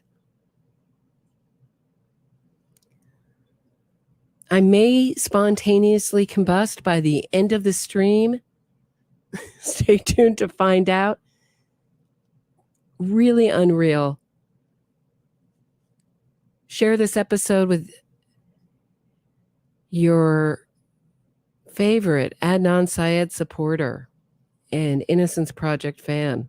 This is what I would call a spectacular display of innocence fraud or an innocence fraud grift. Absolutely beyond the pale. No morals needed. People with morals need not apply. People with a conscience need not apply. We're just looking for people, and love of murderers a plus. She was getting pressure from the family, and she basically wrote it to please them and get them off her back. So the witness is convinced not to come, and then their absence is weaponized by Kathleen Murphy and Kevin Urick, ultimately to the harm of our family, to the harm of myself and our family. So to go back to the point of them securing lawyers, because there's two things here. They discourage they essentially engage in tampering with the witness, and now they're securing attorneys to benefit themselves in these proceedings. So this is from the transcript in 2000 when Jay Wilds is testifying. He's being cross-examined. And if you look closely, Kevin Urick objects to this line of questioning. He says, I object. It's not the highlighted portion, it's above it. So Ms. Gutierrez, who was my trial attorney, she asked the question to Jay, did anyone help provide you with a lawyer? Kevin Urick, he objects again. The court overrules it. And Mr. Wilds says, yes, ma'am. Ms. Gutierrez asks, well, who? Mr. Wilds says, Mr. Urick. So my lawyer says, Mr. Urick, the prosecutor in this case, helped provide you a lawyer? And Jay Wilds responds, yes, ma'am. And she asked the question, was that before or after you got notice that you would be charged by him? And Kevin Urick objects. He doesn't want this information to come out. And the court overrules it, and Jay Wilds says before. See, he's trying to get back all the supporters who've forgotten about this case, who listened to Serial, who never really looked into it. He's trying to bring them all back with this and get them outraged and behind him and get them to donate money. This is about money and revenge and hatred and disgust for Hae Min Lee's family. And it's also about getting revenge on all the people that got, he would consider it got me locked up. He in reality, he got himself locked up. And he's going to blame, it's not his own actions that led him to be in prison for 24 years. It's really the state that's so terrible and corrupt, not the wrongful conviction movement and all the guilty criminals that they've gotten out. So Jay Wilds was secured an attorney by Kevin Urick before he was ever even charged in this case. So what kind of attorney is this? Meaning not what kind of attorney, but the nature of the attorneys that they choose and they seek out. They seek out attorneys who are willing to mislead the court to their benefit. So to be clear, this is Jay Wilds' plea deal hearing. This is in 1999. And if you look at the bottom where it says appearances, it says Anna Benaroya on behalf of the defendant. So this is his attorney that Kevin Urick secured for her. This is the attorney that through the first trial, it was never disclosed that Kevin Urick secured her for Jay. Through the second trial, it was never disclosed until Jay accidentally discloses it. So now Miss Benaroya is at this hearing where Jay Wilds is pleading guilty. The case is called on the record, State versus Jay Wilds. Pursuant to a plea agreement, the defendant is to enter a plea agreement in one count of accessory after the fact of murder at this time. So it's Jay Wilds' plea hearing. He's pleading guilty to accessory to murder after the fact. And Mr. Urick says, and be sentenced pursuant to that plea agreement. Ms. Benaroya, good morning, Judge McCurdy. Anna Benaroya on behalf of Mr. Wilds. And then the court asks a series of questions. So to be clear, it's Jay Wilds' plea hearing. She entered her appearance. She goes on the record entering her appearance. So she's clearly at this hearing. She knows Jay is pleading guilty. And what ends up happening is that he ends up being sentenced. So if you look, this is essentially a court record or like a criminal record type of thing. So the defendant's name, Jay Wilds, accessory to murder after the fact. He pleads guilty, and it was adjudicated July 6th in 2000. He pled guilty, and he was sentenced. So there's no dispute. Yeah, I'm glad you brought up Jay Wilds. Yeah, Jay Wilds admitted to what he did and took a plea deal. And that's how our system works. And the wrongful conviction movement hates this. And of course it seems unfair. But really, you do get better treatment when you admit what you've done and fess up with it and help convict, the person that killed a young woman with her whole life ahead of her, an incredibly talented, beautiful, smart young woman, beloved, with her whole life ahead of her. Let's not forget the life sentence of grief Adnan Syed sentenced Hae Min Lee's family to the day he murdered Hae Min Lee. But this is what this is about. Rile up the base. They're worried. They're worried because the free Adnan Syed movement only works when you stack the deck in his favor. It doesn't work in a fair courtroom. And they're really afraid of a fair hearing. So they're trying to tip the deck in his favor, get his supporters outraged, get the the sympathetic journalists who are ideologically aligned with this movement on board, and try to sell this to the public as some kind of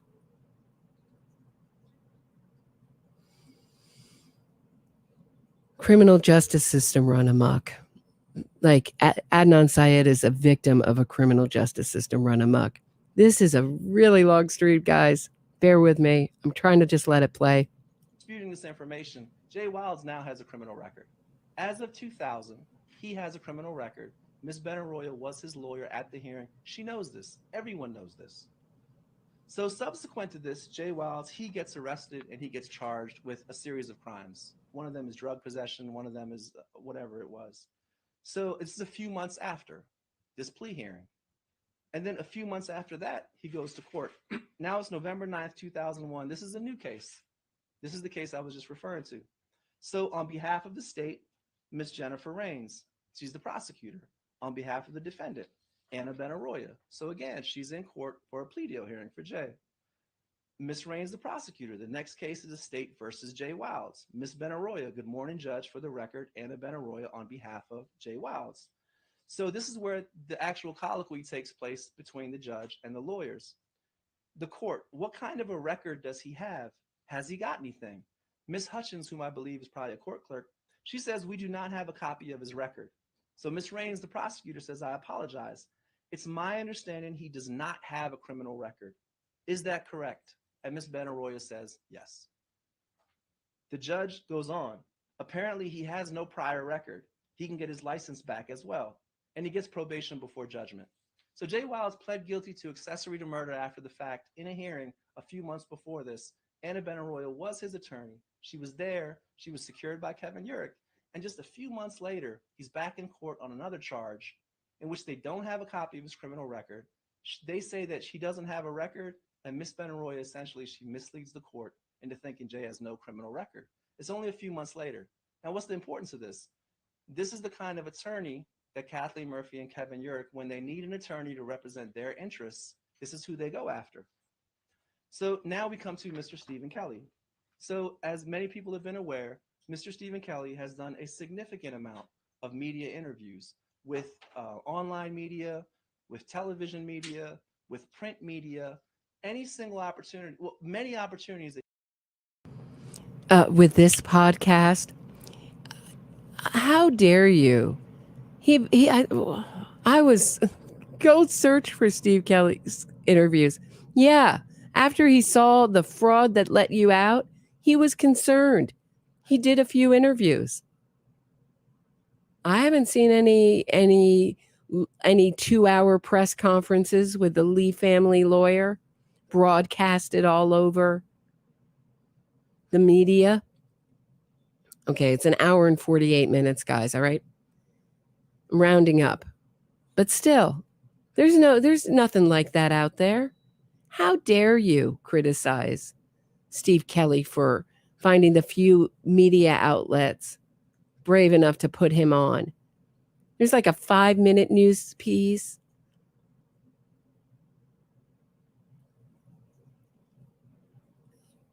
And some press interviews, meaning like print press, and my podcast. But if you think podcasters were knocking down the door to interview him, you're sadly mistaken. But the killer always has a platform. I'm going to take a break. If you are listening from the beginning and you're still with me, thank you. This is a long one, guys. I know I keep saying that. I'm just amazed that he really shows his ego, that he can sit up there and his absolute lack of conscience and lie, re-victimize his victim's family, accuse people of misconduct. Wild. We'll be back with Adnan Cochran after this word. If you are enjoying this episode of my True Crime Report, please hit the thumbs up, subscribe to the channel, and share this episode. Get access to exclusive podcasts and other bonus content by becoming a patron today. If you have a question or comment for me, shoot me a super chat and I'll do my best to answer it and read it on air. Thanks so much. Now back to the show.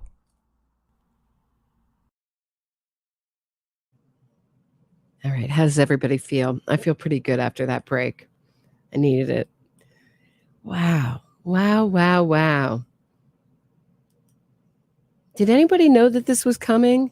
Did anyone have any notice to this? It's just like came out of nowhere. It feels like a bomb. This press conference is what I mean. Did anybody get word of this before? Meaning like yesterday or day before? That he's had to do media, he's done this. He's submitted multiple briefs to the court. And in these briefs, he says, and in his interviews, this is characterized as interviews, fundamental to the American justice system is the presumption of open courts, including transparent proceedings where the evidence is publicly aired. The Baltimore City State's attorney and circuit court ran roughshod over these principles by secretly collaborating to choreograph a vacatur of Mr. Syed's convictions. He continues in another brief. In sum, prosecutors set up a secretive star chamber proceeding. So throughout this entire past year, he's gone on, casting aspersions and slandering the character of the Baltimore City Circuit Court judge, the Baltimore City State's Attorney's Office, my attorney, the Office of the Public Defender, the Innocence Project, of engaging in a secret collaboration with no transparency. Yet from the beginning, he was in communication with Kathleen Murphy. And never. Oh, so he's not denying that the Innocence Project clinic led by Erica Sutter, his lawyer, wrote the brief that and orchestrated what I consider the fraud that got this killer out. He's not denying that. He's just pointing fingers. Kathleen Murphy. They did it too. Or I'm not going to say I did it. I'm just not going to deny it. I'm just going to say they accused me of it. This is wild. Never once disclosed this to the court. Not one time. She never disclosed it. He never disclosed it. The previous Attorney General's office never disclosed any of this information because it's a certain type of attorney that Kevin Urick and Kathleen Murphy, when they need someone to handle their best interest in a case, they go find that certain type of attorney. So throughout this appellate process, from 1999 to now, 2000 when I was convicted to now, Kathleen Murphy, she's always been at the agency charged with responding or handling of the appeal. In 2010 and 2012, during the post-conviction petition, she was at the Baltimore City State's Attorney's Office. So she was able to defend the conviction almost 13 years later that her and Kevin Urick got. So it's never been about securing justice. It's always been about securing this conviction. And in 2016, how do you know that? I would consider securing your conviction, securing justice, Adnan. And they look at the eye. I love that I got that. I got him frozen on the eye where the left eye, his weird left eye blink is going in full force. Yeah, I would consider that justice, Adnan. Securing your conviction. That is justice. And, someone else could argue that real justice would be the death penalty for you. But luckily, you were a minor when this, or young when this happened. So you get everybody's sympathy. People don't think you'll reoffend again because you present so well. Looks can be deceiving, my friend. You just can't know that. He obviously has no remorse. He obviously has no problem with lying. He has no problem with re-victimizing the victim's family. He has no problem accusing everyone of criminal conduct. 2019, this is when this case generated a tremendous amount of attention. This is where on multiple occasions, judges wrote opinions vacating my conviction and saying I should be granted a new trial. She was at the Maryland Attorney General's office. And so many people, they would write letters or ask questions. Why was the Attorney General's office, the previous administration, they were never willing to consider new information or new evidence coming to light? Why were they so intent on securing this conviction as opposed to conducting an objective examination of new information or evidence? So many people were presenting information, they were uncovering things, and the previous Attorney General's office, whose job we would assume is supposed to secure justice for Maryland families, it wasn't doing that. It was intent on securing this conviction. And even to the point where in 2016, The previous Attorney General's office did something that had never been done before to so many lawyers who've said this in Maryland history. The purview of the city state's attorney's offices or local is the circuit court. The purview of the Attorney General's office is the appellate courts. You will never see a state's attorney from a local state's attorney's office arguing a case in the appellate courts. You'll just never. He's going to explain the law to us. Man, he's been hanging, like I said before, if you missed it, he's been hanging out with those Georgetown innocence people like Marty Tankleff, professors who lead their class and groom them into this kind of ideology that there's so many wrongful convictions. I've been looking at every celebrated case of innocence I can get my hands on for the last 5 years, and I've not found one. So I would say that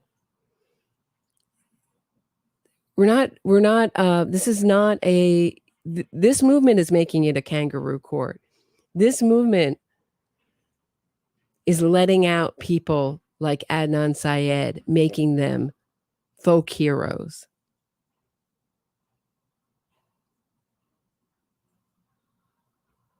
See it, and you'll never see the Attorney General's office come into the circuit court to argue a case. To the best of my knowledge and what multiple lawyers, it's never happened in Maryland. But the Attorney General's office came into the circuit court to fight this case, the previous Attorney General's office. And even to the point where in 2018, it was the first time we were able to convince the state to do DNA testing. My attorney, Justin Brown, at the time, he had made a strong push for almost 2 or 3 years. The University of Virginia Law School Innocence Project, the director is a wonderful person named Miss Deirdre Enright.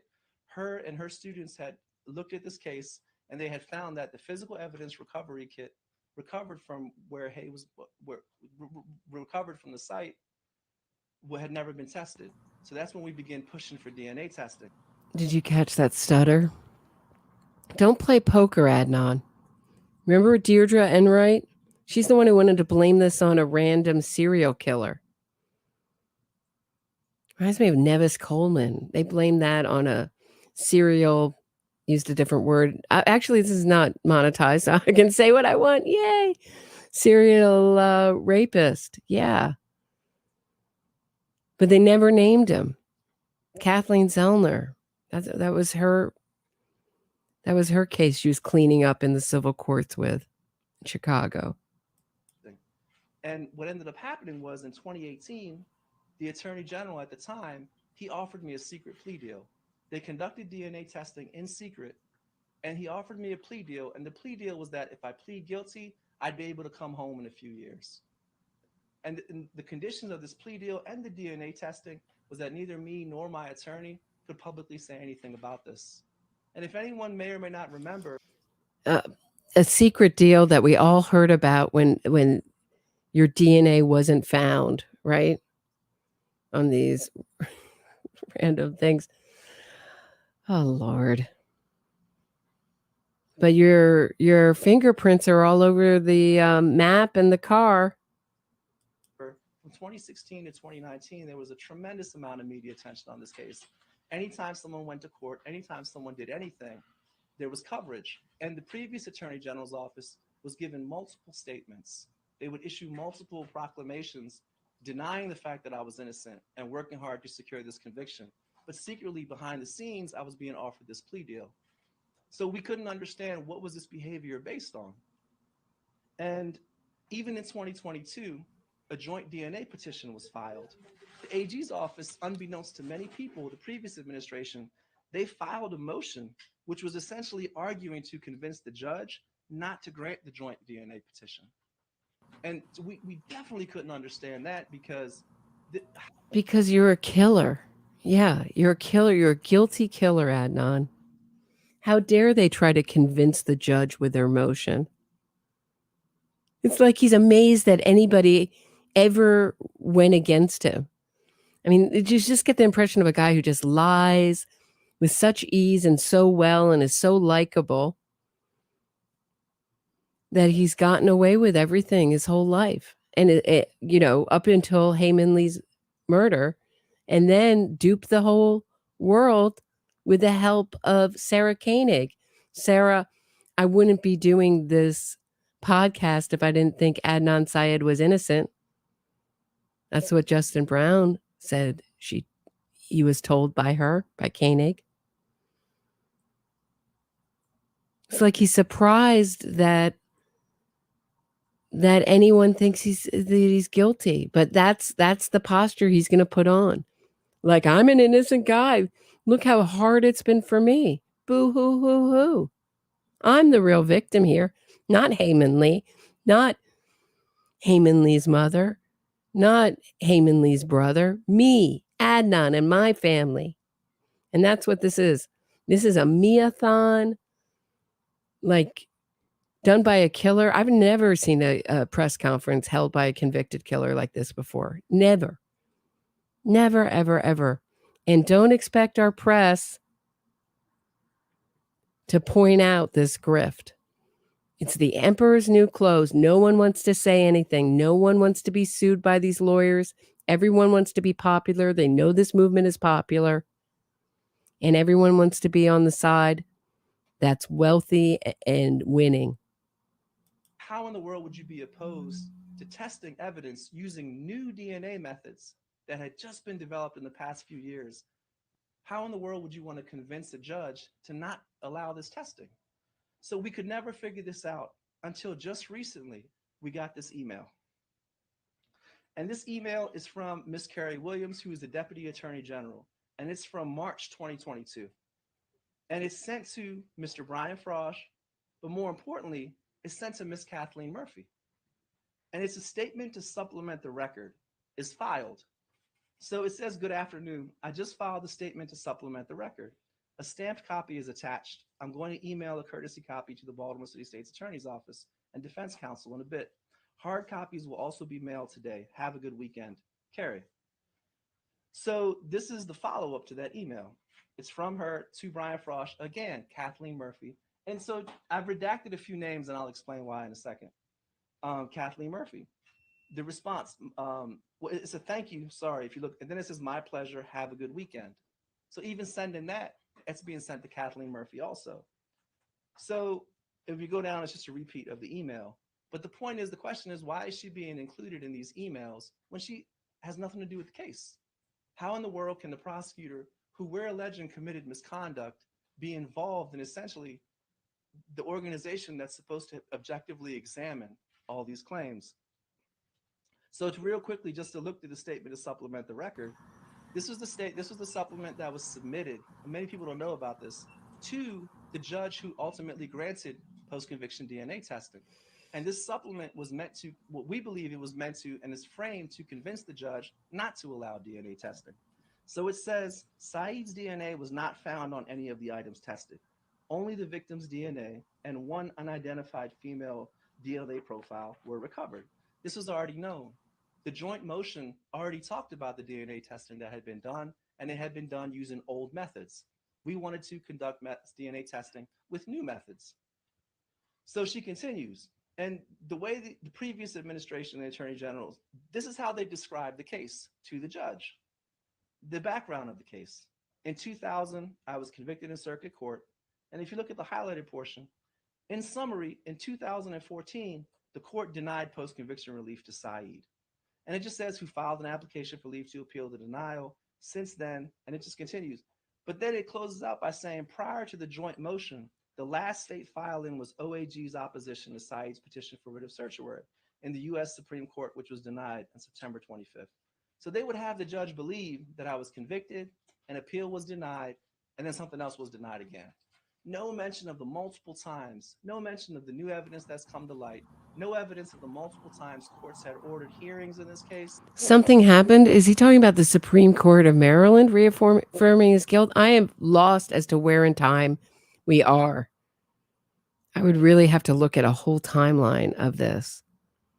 I mean, this is becoming epic now, this ridiculous innocence fraud campaign of Adnan Syed's. He's like, something else got rejected, some little thing like the Supreme Court of Maryland.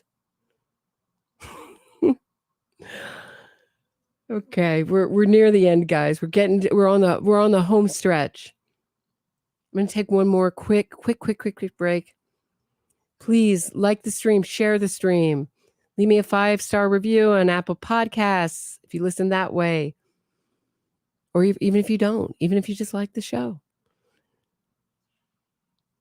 Shoot me a super chat if you have a question, and I will be back with more from our greatest legal mind, Adnan Cochran, after this. If you are enjoying this episode of my True Crime Report, please hit the thumbs up, subscribe to the channel, and share this episode. Get access to exclusive podcasts and other bonus content by becoming a patron today. If you have a question or comment for me, shoot me a super chat and I'll do my best to answer it and read it on air. Thanks so much. Now back to the show. Okay, that was not long enough for me, but we're on the home stretch. It looks like Rabia was behind the scenes here, and this feels like a Rabia presentation filled with venom to everyone who put her pet killer away. And they're all the same morally bankrupt makeup. And they fit right in with this organized crime movement that is the wrongful conviction movement. That's how I would describe it. Courts have granted me a new trial. Witnesses have come forward. There's no mention of it in the background. It's as if to present to the judge, well, he got convicted and then that's it. Nothing else happened in between. So now we move on to where these emails come from. And the reason why I redacted some names, as I said before, we're fortunate to have so many people who they care about justice for Hae. They care about my family. They believe that I'm innocent, or at the very least, I didn't receive a fair trial. And over the past, I'm really trying to squeeze out tears here, guys. Did you catch we got some more stuttering. So now it looks like the eye blinking, and he's going to try the broken voice. The broken voice for all you Trip fans, the Trip fans out there. Yeah. He's doing the brokey voice, the broken voice. Feel sorry for Adnan Syed, everybody. Past several months, people have been filing Public Information Act requests to the Attorney General's office. And I want to specifically read, so the names that I've redacted are the people who filed these motions, these petitions, and the people in the Attorney General's office, the new administration, who have responded, because they have nothing to do with the case. I just want to protect their identities. So just real quick, it says, the Maryland Public Information Act, this is the request, this is a response to the request. Any and all written, so the request was for any and all written communications from former Assistant Attorney General Kathleen Murphy to Young Lee, to Stephen Kelly, to David Sanford, Ari Rubin, Deborah Marcuse, Brian Frosch, and Kerry Williams from September 10th through September 30th, 2022, regarding Adnan Syed case, Hae Min Lee, the vacature, September 19th, 2022 hearing, victim representation, or victim notification. And at the bottom, it's something is so important. We have identified additional emails and attachments responsive to your requests, but these records are not subject to disclosure. So the only email that was received was the one from Ms. Williams to both Brian Frosch, and which shows Kathleen Murphy is attached to these emails. So we feel that this email shows that Kathleen Murphy has been included in the discussions about the responses and strategy regarding any appellate claims that me and our attorneys and our family have filed.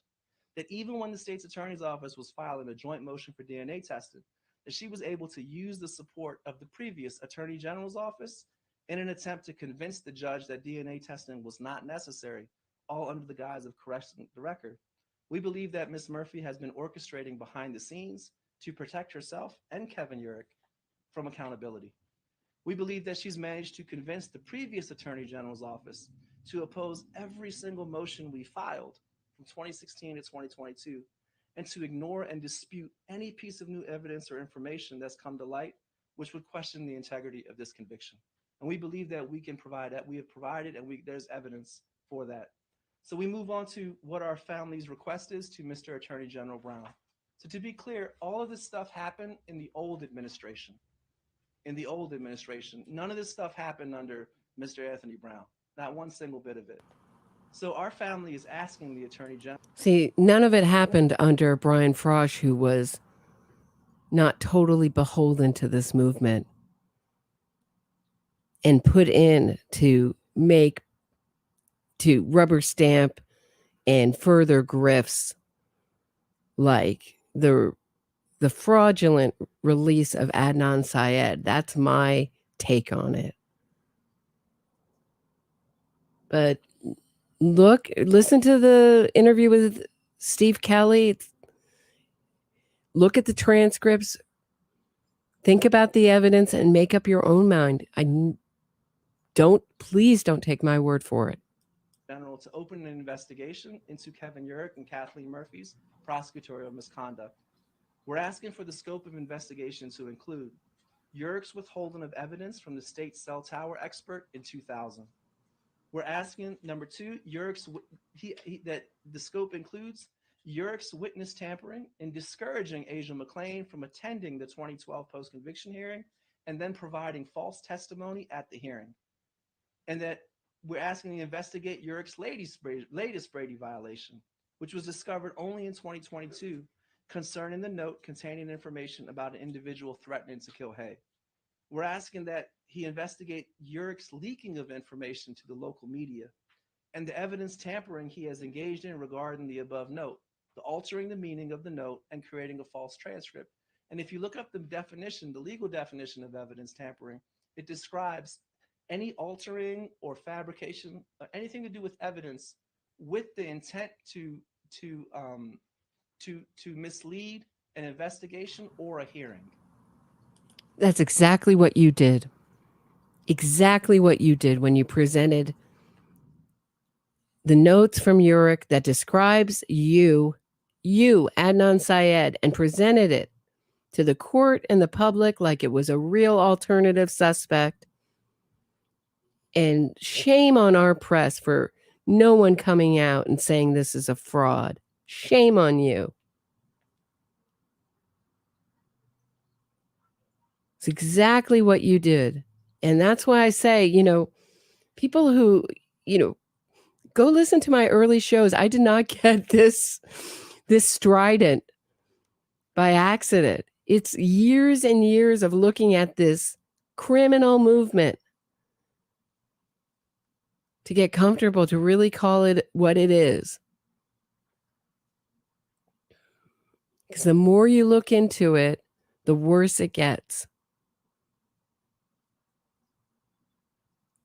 And for people who don't know about it to look and say, it was probably done with good intentions. It started with good intentions. They've done a lot of good. And these are just the rare cases where they're trying to get out a guilty party. No, shall we review? When the DNA comes back with their client's DNA, often they do not walk away like they did with Julius Jones, where they announced via the ABC special that 2 Innocence Project lawyers executive produced. They said the DNA would prove Julius Jones's innocence.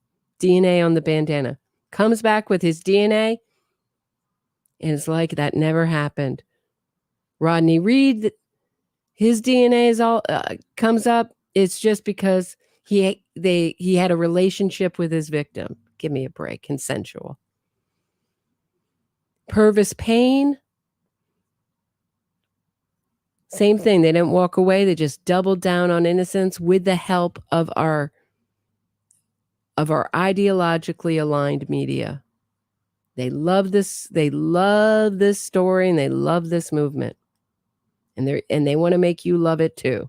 And we would argue that Kevin Urick, when he leaked this note, it was part of a strategy that he would leak this information, and this information would find its way in front of the court via these motions that were filed by the previous administration and Stephen Kelly. We would also ask that Mr. Brown assign someone to investigate Kathleen Murphy's actions during the 2012 post-conviction hearing. And was she aware of Kevin Urick's witness tampering with Asia McClain and the fact that his testimony has proven to be false? And when did Ms. Murphy first make contact with young Lee prior to the September 19th, 2022 vacature proceeding regarding that hearing? And what was the content of those conversations with young Lee? Did Ms. Murphy do any? Yeah, that's the real issue here. Not that we have a killer walking around, a convicted killer walking around giving press conferences. It's young Lee. When did he hire his victim's rights lawyer? That's what's really the issue here. Anything to discourage young Lee from attending the hearing? And did Ms. Murphy encourage or discourage him regarding the hearing? When did Ms. Murphy begin contacting law firms regarding representation for young Lee to challenge the vacature hearing? And which firms did she contact? And when did Ms. Murphy make contact with Stephen Kelly regarding providing representation for young Lee? What was the content of those conversations with Mr. Kelly? Did she provide Kelly with instructions on how to challenge the outcome of the vacature proceeding using notification? I just want to be clear about something from the beginning. We're not asking that anyone contact or investigate or do anything with Haye's family. We're not asking for anyone to have a conversation with Haye's family about any of this. They've suffered so much over the past 24 years. We don't want them to suffer anymore. We're only asking. Suffering because of your actions. We just want to demean them and harass them and re-victimize them and accuse them of doing something shady by hiring a victim's rights lawyer in the way that was done. That's my take on it. I mean, what's yours? Do you find this convincing? I'm really curious to see because I think he's very slick.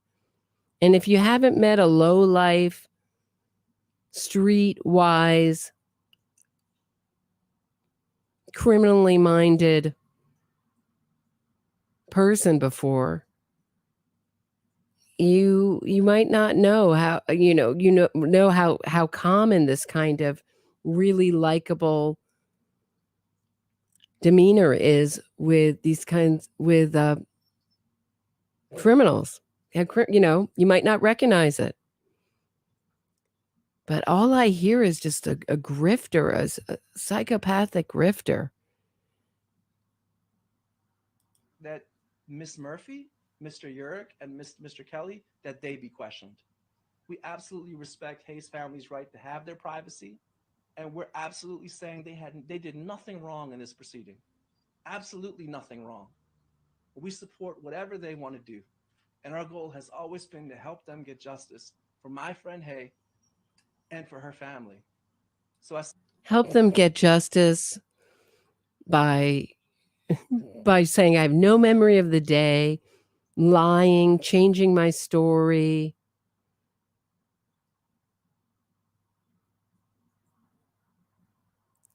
Getting 100 people to give me an alibi from the mosque that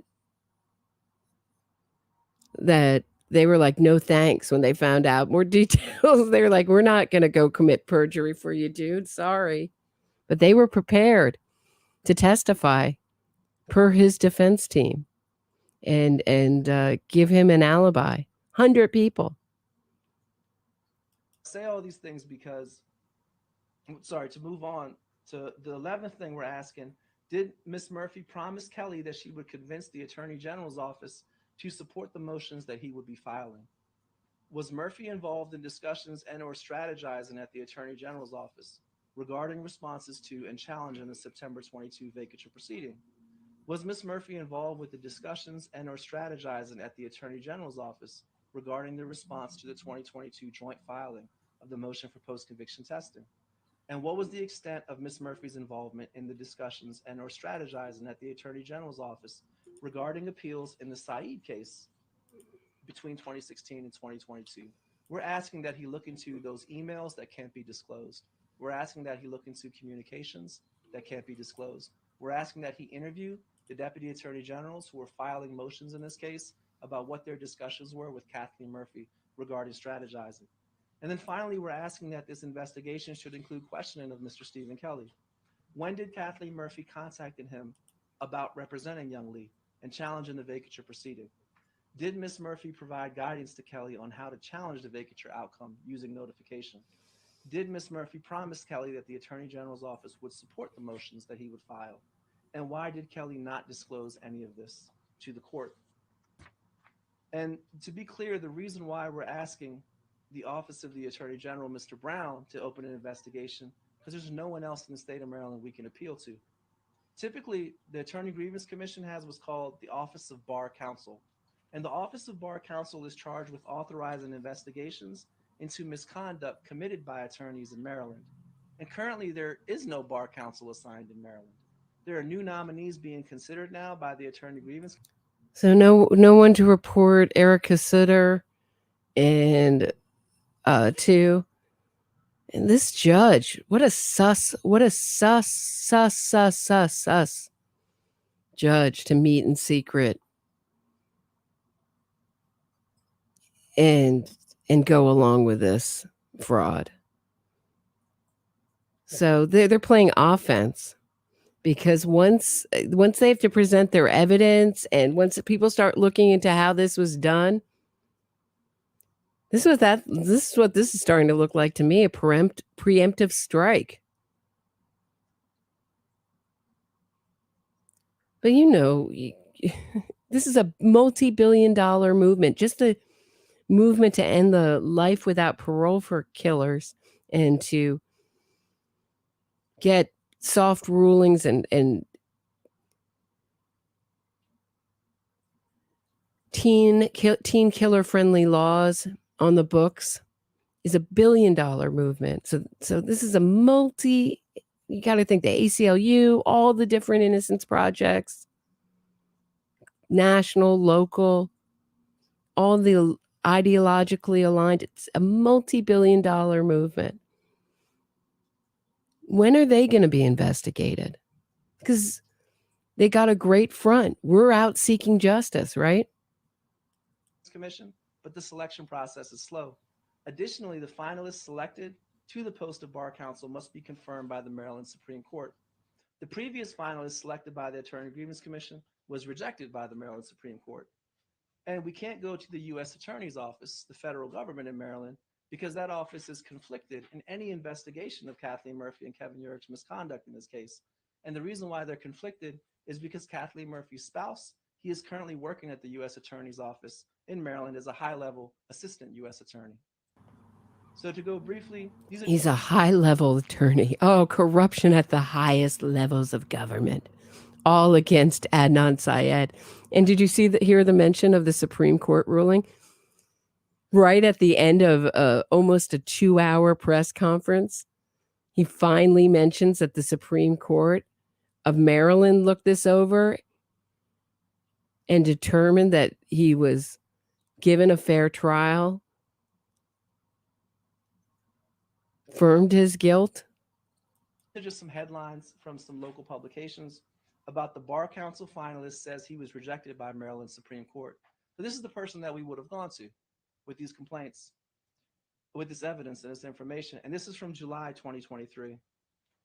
4 finalists named for Maryland Bar Counsel job after first nominee rejected. This is in August. It's less than a month ago. And then the Office of Bar Counsel faces staffing woes as search for new leadership stretches on. So we can't go to the Bar Counsel, essentially. There's no one there to go to. And with regards to the U.S. Attorney's Office, Kathleen Murphy's spouse, this is the U.S. Attorney's Office for the District of Maryland, and I X'd his name out just to protect his privacy, but he's listed as a U.S. attorney at that office. So that's the very definition of a conflict, I would see. How in the world can the U.S. Attorney's Office represent the spouse of one of its leading assistant U.S. attorneys? So I guess to come to the closing part is that, what is all this about? Oh, thank God. Thank God we're near the closing here. And I might leave his question and answer period for tomorrow. How do you guys feel? I mean, this has been quite something.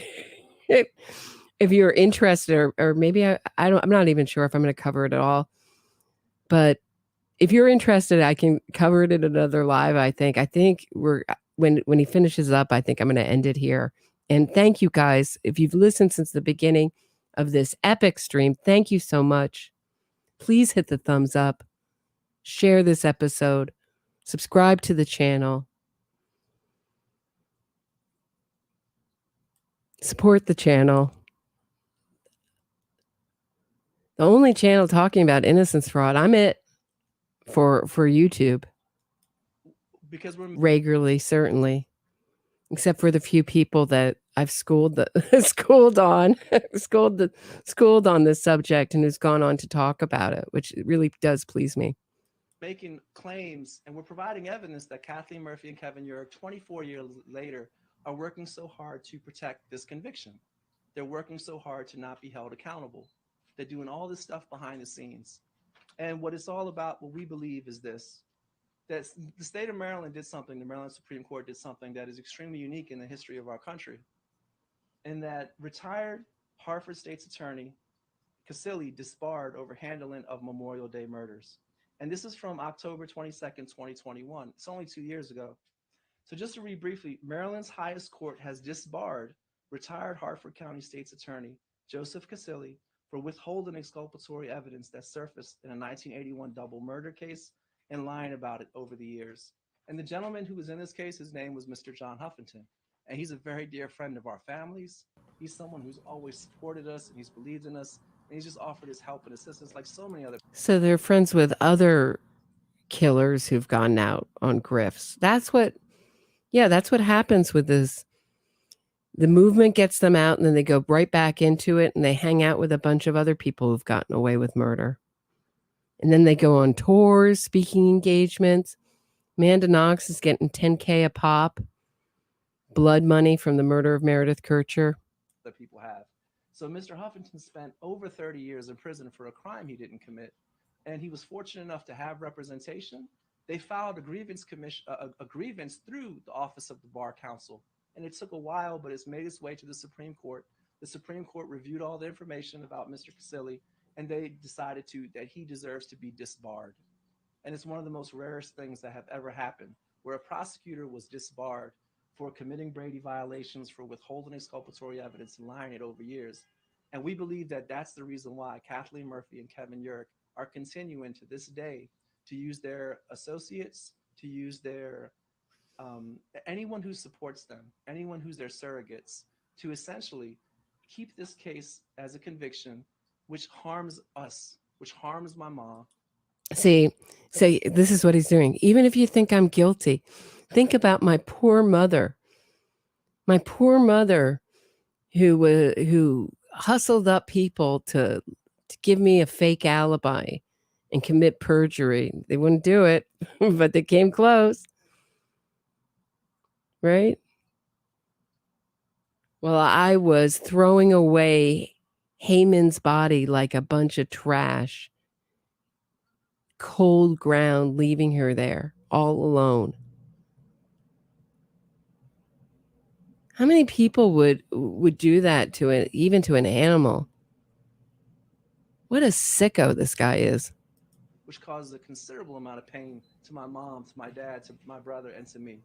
All because they don't want to be held accountable. They don't want to be disbarred. Kathleen Murphy is currently a judge. She doesn't want to lose her judgeship.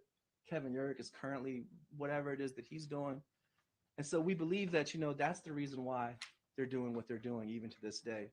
So the last thing I'll say, and then I'll open up for questions, and I appreciate everyone. I'm so sorry that this has taken so long, but Kathleen Murphy, over the past year, Kathleen Murphy and Kevin Urick would have everyone believe that Mr. Stephen Kelly was the architect of all this, that Mr. Stephen Kelly was essentially the brains behind this completely unprecedented, just unbelievable series of events where he manages to convince an appellate court to take up a case where the indictment has been dismissed and legally there is no case to take up.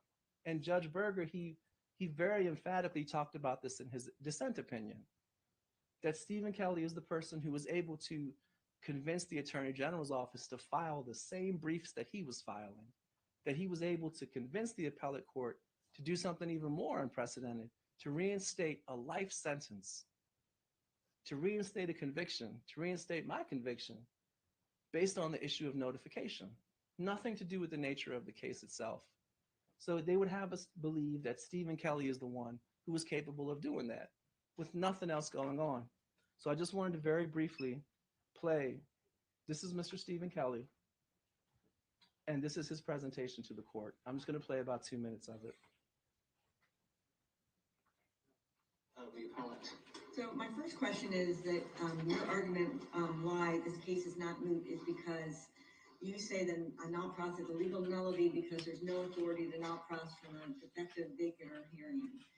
And what is your authority that if there was a problem with the vacator hearing, that makes the state's non-pros defective merely because of that? There's no case specifically on that, as Your Honor is aware. This is a new statute, but I would submit the Sims case. General, I mean, is there authority that if there's a problem with the proceeding below, the state doesn't have the authority to non-pros after that?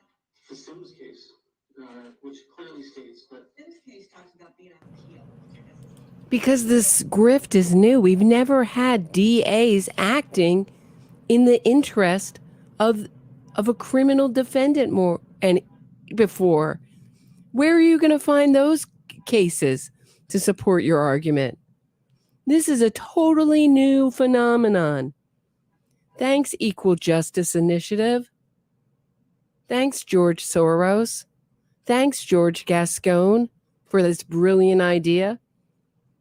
Let's get everybody on the court to play for one team, our team. That way we'll never lose because we can't win playing fairly. That is what is going on in blue cities all over America. Alvin Bragg.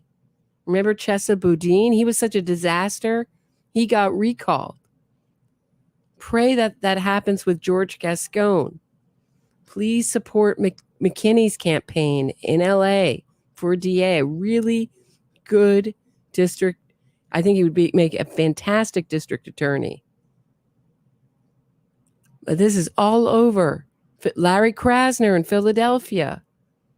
Smaller places like Ann Arbor, Michigan. They have totally made a mockery and made a very scary situation for the public by just having no one opposing them in court. So this is outrageous that he's playing this. I almost just don't even, I'm almost going to, I think I'm going to, this is where I spontaneously combust. The next argument, but In a final judgment on appeal, correct? Right. And without the right to enter a non-pros within 30 days under the statute. But Your Honor, there was a final judgment, and there was a conviction that was affirmed by the Court of Appeals, and Sims talks about making an end run around the appellate process. different question. Yeah, that's a different question. I'm sorry. Go ahead. Your first argument, there's two, I guess in my view, there's two arguments for why this case is not moot. One that you've made, that because there was a defective vacator hearing, the non-process is defective. And I'm not aware of any authority that would support that. And so Probably these judges, some of the younger judges can come from this movement themselves. So they're playing time where his argument, to make his argument look weak, and his argument gets challenged. And if you sit through these hearings, there will be moments. I mean, there is the rare hearing where one side gets slaughtered, and and the other side, as far as questions. But usually, there's some tough questions asked on both sides.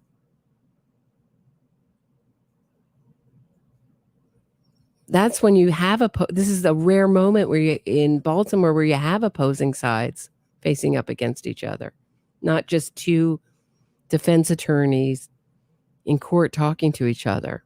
I'm asking you, what authority would support that finding? The authority, Your Honor, is that prosecutors cannot, under Sims, issue a non-pros after a conviction. So the only authority, this But Hugh's vacatur. conviction was vacated. But, yes, Your Honor, but the issue is that the vacatur hearing is the only authority the state's attorney has. The state's attorney lacks the authority. This is Rabia Chaudhry's revenge because Steve Kelly ruined her big success story in life. Or maybe they're worried he's about to ruin it and to shame him and to try to make it look like he's a terrible lawyer and a corrupt lawyer. The very same things that she's been accused of. To cancel out the Court of Appeals opinion, which is what happened here.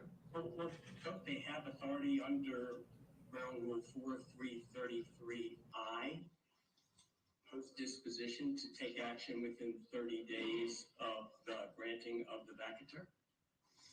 Sorry, Your Honor, can you clarify that question? The clarification is in the rule 4333I that talks about post-disposition by the state's attorney, and that is either not crossing or taking other appropriate action within 30 days of the granting of the vacatur.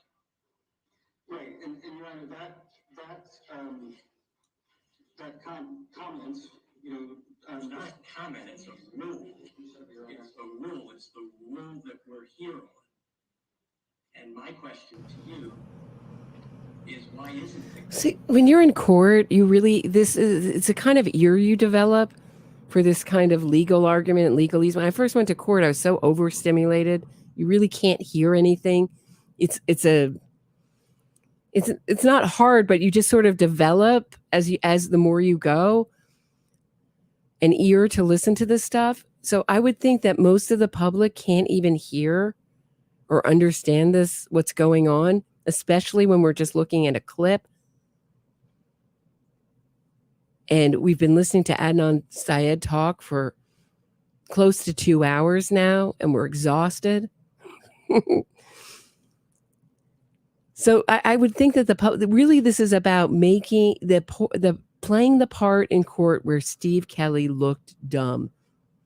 And I remember in Keith Raniere's hearings, great judge there, Judge Garifas, admonished the Nexium side. If it wasn't Keith Raniere's lawyer, it was one of the other Bronfman paid for lawyers of the other defendants. And they would admonish them. And that's what happens when you're a lawyer at court. You know, sometimes you get admonished, sometimes you look stupid. But that's what it's about. They want to humiliate Steve Kelly publicly. The case otherwise moot, because that action that the state's attorney took was in conformity and required under Maryland Rule 4333I. But because Your Honor, the authority for that assumes that there's compliance with the vacatur statute itself. And, you know, if there's no compliance with the vacatur statute, there's no authority for the state's attorney to issue an all-class, period. There are no cases that. He's like this, you know, I wonder if Steve Kelly is, you know, how do you argue this fraud is off the charts and unprecedented? We've never seen anything like this in a case that's this famous. May have gone on. You know, I shudder to think how many times this has gone on before with cases that aren't famous. But that's what this is about. It's about Rabia Chaudhry is behind or in front of Adnan Syed, behind the cameras, watching this. She orchestrated this. If I had to guess, that's just my guess. And we're looking at the revenge campaign against the victim advocate's lawyer. That's why so much time was given to how much they care about Hae Min Lee. Never heard, and Hae Min Lee's family. You never heard Rabia Chaudhry talking like that before. And Adnan Syed's side, you'd be lucky if they ever really mention Hae Min Lee's family and the suffering that they go through every day. They've gone through and still go through every day. It's a life sentence. There are no hearings for Hae Min Lee's family like this. Well, there's no real instance of this happening. You know, Any context, if there's an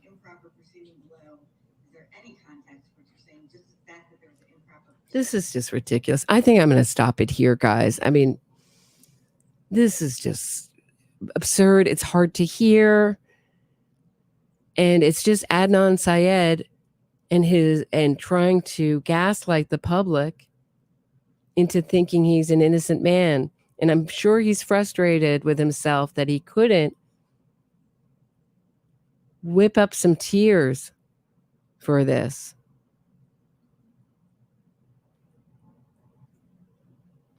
He needs this conviction to be totally vacated so he can sue everyone he can think of and get his big payout. Did you hear when he was talking about Urich and his $100,000? Because the more years, the more pressure you can put on the court, the bigger the payout. That's why his suffering has got to be greater than everyone else's. You only can have sympathy for one person in this case. You can't support the killer and claim you're a convicted killer whose conviction has been upheld by the Supreme Court of Maryland. And say that you care terribly about Hae Min Lee's family.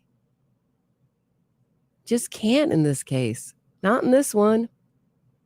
He knows that, and he wants all the sympathy for himself and his family.